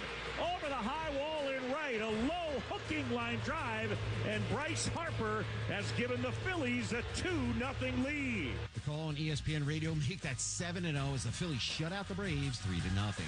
Harper jacked his 7th postseason homer with the Phillies, the 4th most in franchise history. Meanwhile, Yordan Alvarez went yard twice as the Astros beat the Twins 6-4 in H-Town. Earlier at Camden Yards, the Rangers won their 3rd straight postseason game for just the 3rd time in franchise history as they edged the Orioles 3-2. The ALDS continues with a pair of Game 2s on Sunday, starting at 3:30 p.m. Eastern on ESPN Radio. And according to ESPN's Jeremy Fowler, Ravens cornerback Marlon Humphrey will make his season debut against the Steelers after foot surgery in August, forcing him to miss the first 4 games of the season. In college hoops, Bryce James, the youngest son of LeBron James, took an unofficial visit to Ohio State. James was in attendance for 4th-ranked Ohio State's 37-17 win over Maryland. The 6'6" small forward is rated as a 4-star recruit in the 2025 class at ESPN. And Dylan Gabriel threw a 3-yard touchdown pass to Nick Anderson with 15 seconds left. 12th-ranked Oklahoma downs number 3 Texas 34. Hey, it's Greeny, and you can't ask more of a sports weekend than this. Major League Baseball's Division Series. All the football, college, and pro, and we'll be the place to catch you up on all of it first thing Monday morning. It's Greeny, starting 10 a.m. Eastern on ESPN Radio and the ESPN app.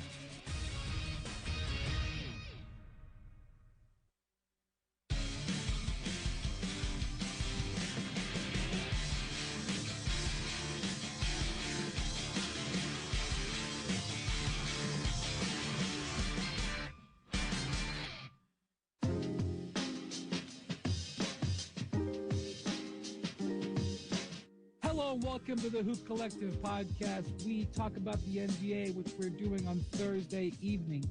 Joining us from Fort Collins, Colorado, of all the datelines we've had on this pod, the first time we've had enjoyed the presence of somebody from Fort Collins at the 76ers training camp, Tim Bontemps. Hello, guys. Whole lot going on here. That's what I hear. And joining us from right off the plane, right off American Airlines, from Memphis to Dallas, Dan McMahon. Howdy, partners. It is good to be home. And Bontemps, what's the aroma like in those hallways there in Fort Collins? It's a good word for it. Pungent, I would say, is a good word for it. All right. It's all legal. It's all legal in the NBA. It's all legal in Colorado.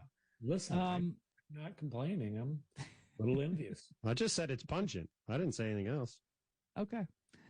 All right, Bontemps. We've seen you all over TV the last couple of days. James Harden has arrived. James Harden has arrived. Now what? That's a great question. And I think genuinely nobody knows the answer. And that is the strange thing about this situation. I mean, we talked about it on the pod Monday, where everybody was kind of saying, all right, like, let's see if James comes to Colorado. Let's see what the situation is there. Doesn't come to practice Tuesday. Like, all right, think he's coming tomorrow. And then he's at practice Wednesday. He's at practice Thursday. He's totally engaged in practice. No issues whatsoever. He's not punting the balls into the upper deck. Not ready for live action. No, not ready for live action. I don't, to be fair, like, half the guys on the Bucks right now are not doing live action. Like, I don't think that is a huge red flag. Nick Nurse has said he's close to being ready to go. He said he's participating in probably 75% of practice or more. So, like, through 2 days of James Harden here, it's been literally drama-free to almost a bizarre degree, to where there's been no issue whatsoever of any kind. And everybody's happy about that. But at the same time, there's just really no indication from anybody of what this is going to look like in a week or 2 weeks or a month or in 4 months at the trade deadline. So, and he hasn't talked he hadn't talked yet. Like, listen, dude, nope. there's a huge black cloud that you've created. Answer some questions. Tell us what you're thinking. I'm sorry, that's kind of part of the deal here. I agree. I don't anticipate that happening in the near term, but we'll see if he goes to Boston on Sunday and plays against the Celtics in the Sixers preseason opener. The Sixers have their final day of practice tomorrow, or Friday, I should say, today when the pod goes up, and then they're flying to Boston. They're there for 2 days and they play Sunday. So we'll see what. I'm going to get a sense from Nick Nurse Friday what the situation is as far as, is James going to Boston? Is he going to play in the game? even if it's just for a few minutes. What is that going to look like? But I think so far, I think everybody here would say that they're happy with where things are at, but there's no guarantee it's going to be like that tomorrow or next week or beyond. And it just makes for a very strange situation because there's just no real clarity for what this is going to be from a day-to-day basis. And it's just a weird way to prepare for a season. What do we think the purpose of a 2-day holdout is? Who's ever heard of a 2-day holdout? I'm trying to remember how long his holdout was in Houston. He went on a grand tour. Yeah, it was that was a magnified. That was mid-COVID, and he's going to. It was a 2-city holdout. But it was only a few days. But he was going to clubs. I said strip clubs. I don't think they were strip clubs. Were they strip clubs? I can't remember. Wherever the personal trainers hang out. Whew, some good athletes in that group. But again, we talked about it 100 times how the circumstances have changed, and then there were teams that were willing to throw all the assets they could at the Rockets, and now it's there's reports that the Clippers might be willing to throw in maybe a pick swap or something. I mean, come on, there's just not the market, and honestly, there's not a plan here. Harden sat out. I'm looking at a story by one Tim McMahon from a couple of years ago. It says Harden came back after missing the first 2 days of team practices. So there you go. All right. Well, wait a minute. And media day. That was a 3-day holdout. This is only a 2-day holdout. This is only a 2-day holdout. 2 cities. Certainly high profile. Little baby was, there were honey buns delivered and, drinks to be had. It was a good time. To me, protocol, so I would not have attended. Right. I mean, to me, it seems like the situation here is sort of straightforward from the standpoint that James Harden is protecting his money, and he's here and he's participating.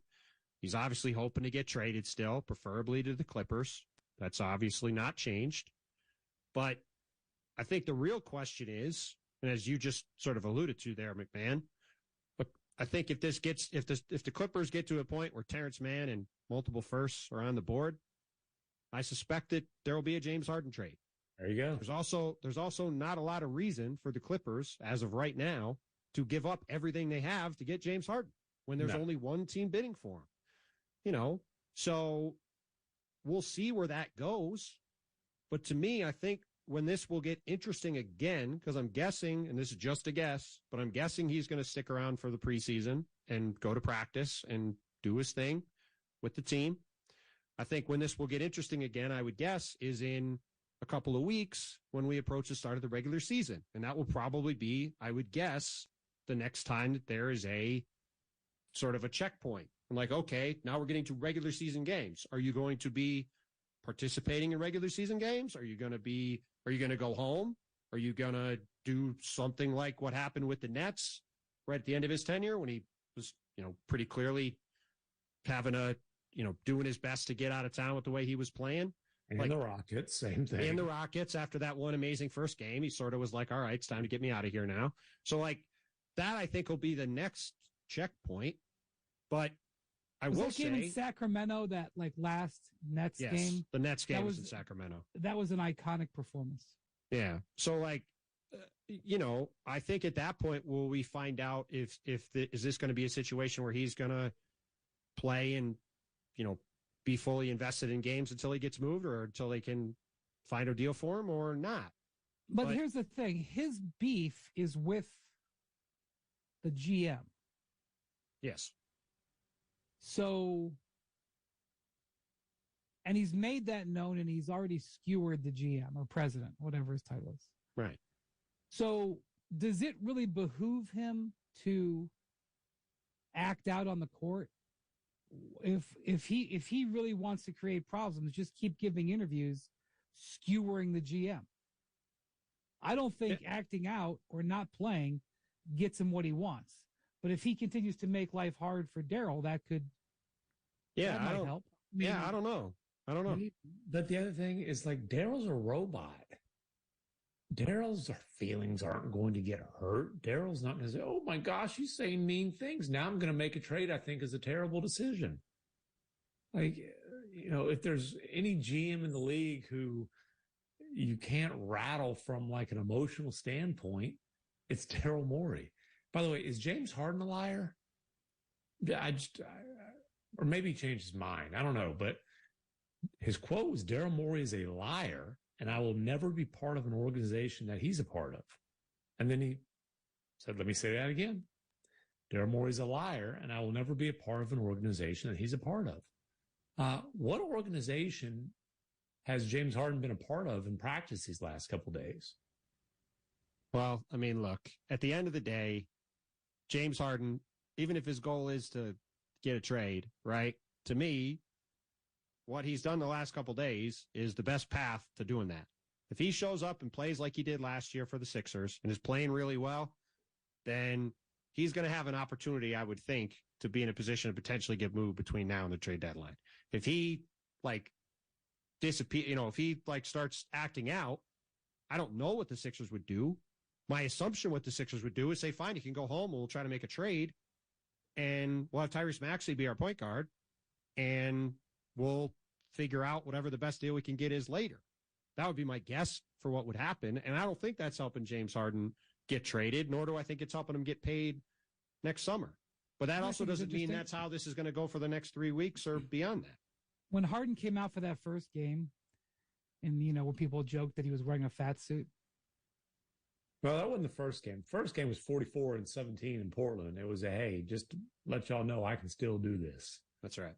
And what was the fat suit game? I think that might have been the home opener.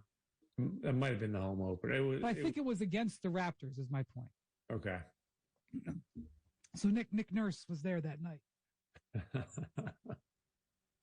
He remembers that show, is what I'm saying.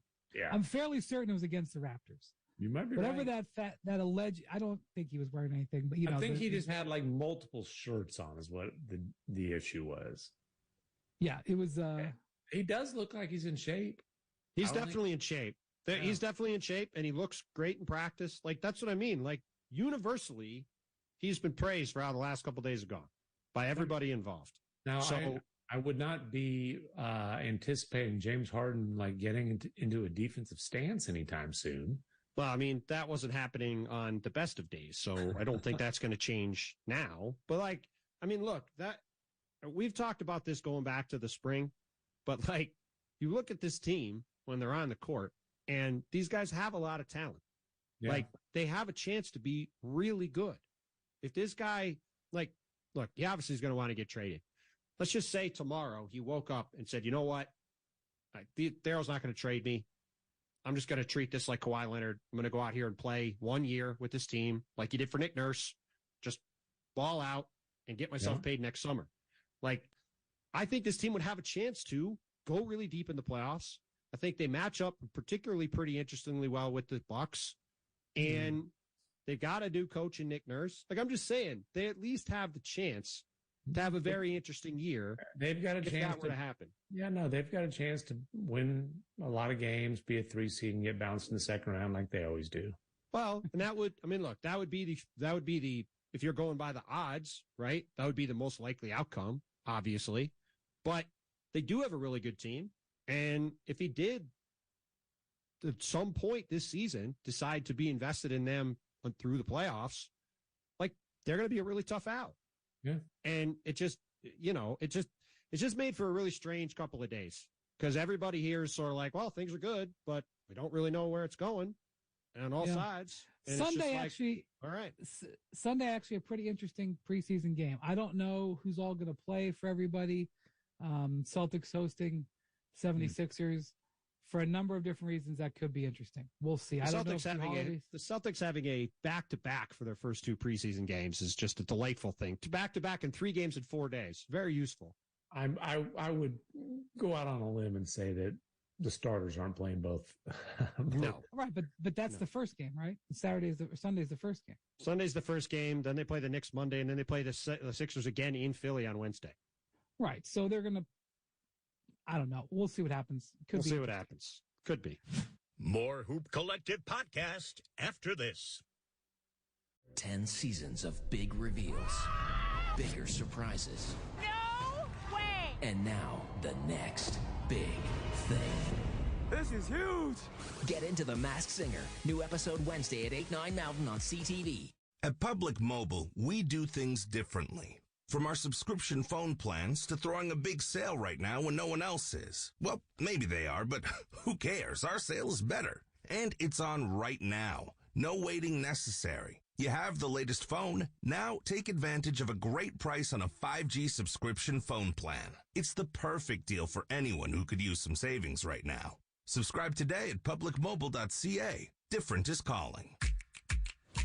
Welcome to the preseason press conference with Mother Nature. Yes, excuse me. What's your game plan this season? I'm going to give drivers everything I've got. I'm undefeated. I show up and win no matter what the season. Winter, spring, summer, or fall, drivers are no match for me. We hear Rodex tires deliver great performance at a great price, giving drivers excellent control in any weather. This press conference is over. Drivers will finally beat Mother Nature with Rodex all-season and winter tires exclusively at Cal Tire. Visit rodextires.ca to find the right tires for your ride. Ontario has never invested more in student success. We're hiring thousands of new educators to work alongside some of the best paid teachers in Canada, right here in Ontario. We're investing in new reading and math supports and spending billions to upgrade and build state-of-the-art schools. Students are back in classrooms with their friends where they belong, so they learn the skills they need now for the jobs of the future.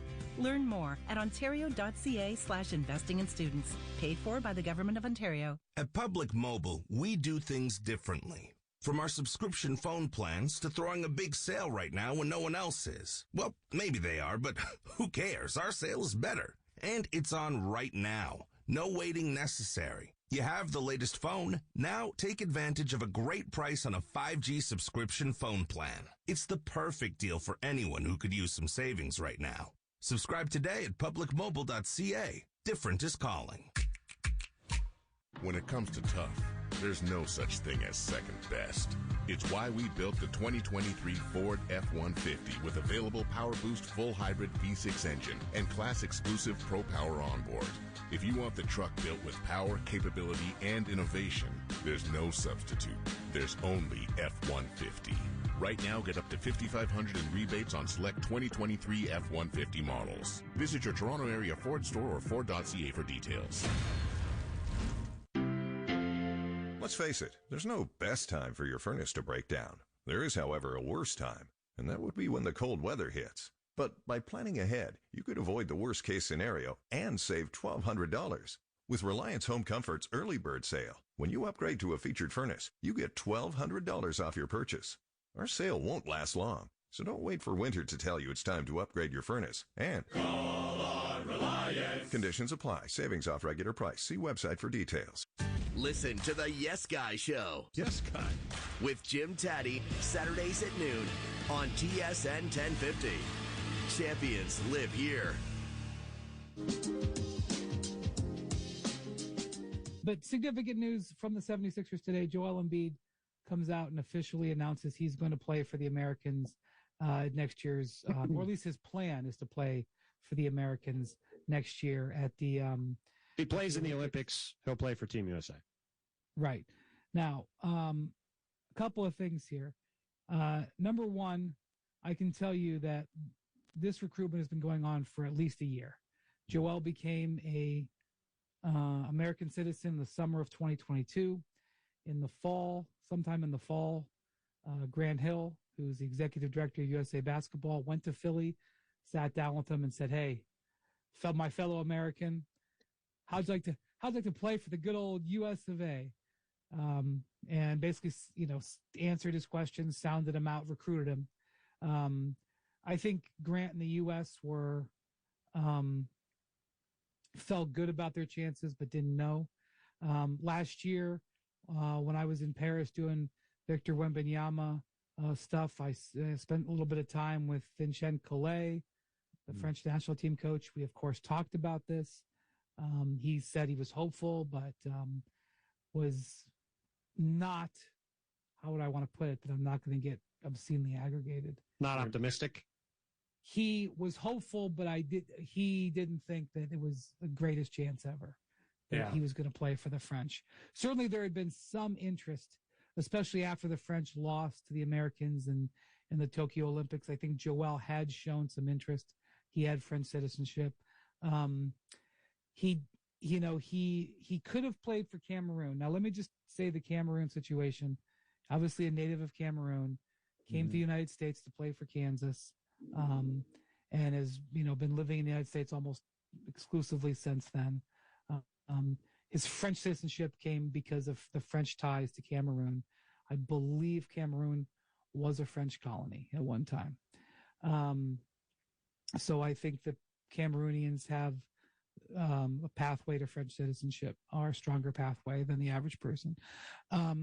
Cameroon is not qualified for the Olympics. They have not been eliminated. There have been several teams that have been eliminated, such as Argentina, such as China. Those teams will not have the opportunity to even compete to get to the Olympics. But Cameroon did win a regional qualifying tournament in Africa this summer, and they are alive. Now, there are 4 bids left, 24 teams will try to qualify. There's 4 different pods of 6. Those haven't been determined where they're going to be yet. Cameroon would be a long shot to qualify. Now, unless they had a guy who was a MVP of the NBA or something, and an All-NBA forward, and Pascal Siakam. Pascal Siakam and Joel Embiid are both eligible to play for Cameroon and could have played for Cameroon. Those tournaments to try to qualify for the Olympics are scheduled to be played July 2nd through 7th. So it is theoretically possible that Joel, regardless of Siakam, could have gone to try to help Cameroon qualify. But then he would have had to play in that tournament, hope to win, and then the Olympics. I think it's going to be remarkable if Joel is going to be healthy enough to play in the Olympics, because he's finished the last several seasons with some significant injuries. As I point out, I know LeBron has jumped forward and declared he's going to be there. But if the Olympics were this summer, LeBron would not have been able to play. Right. I don't think Joel would have been able to play because he had that knee injury that took place in the playoffs. But okay, I can't see the future. Maybe all those guys will be able to play. He could have played for Cameroon and elected not to, but the Americans are qualified and are in. There is some belief that the French needed an answer soon. Now, technically, you don't have to give your lineup until right before the Olympics. And in theory, Joel could have declared on July 15th he was ready to play for the French, and the French could have taken him. There is a little bit of an issue that the French have a national team center who's very decorated, who you may have heard of, named Rudy Gobert. And they have another big man who you may have heard of who's going to play for them next summer, Victor Wembanyama. That's not to say that all 3 of them couldn't play. That's not to say that if Embiid played and Gobert decided he didn't want to, that wouldn't be still a good thing for France. Gobert's playing in Paris. Okay, I'm just going over scenarios. Unless his leg has fallen off, literally. Okay, so the French have kind of made it known that they are about to announce a number of things about their basketball program, confirming their coach, confirming the GM.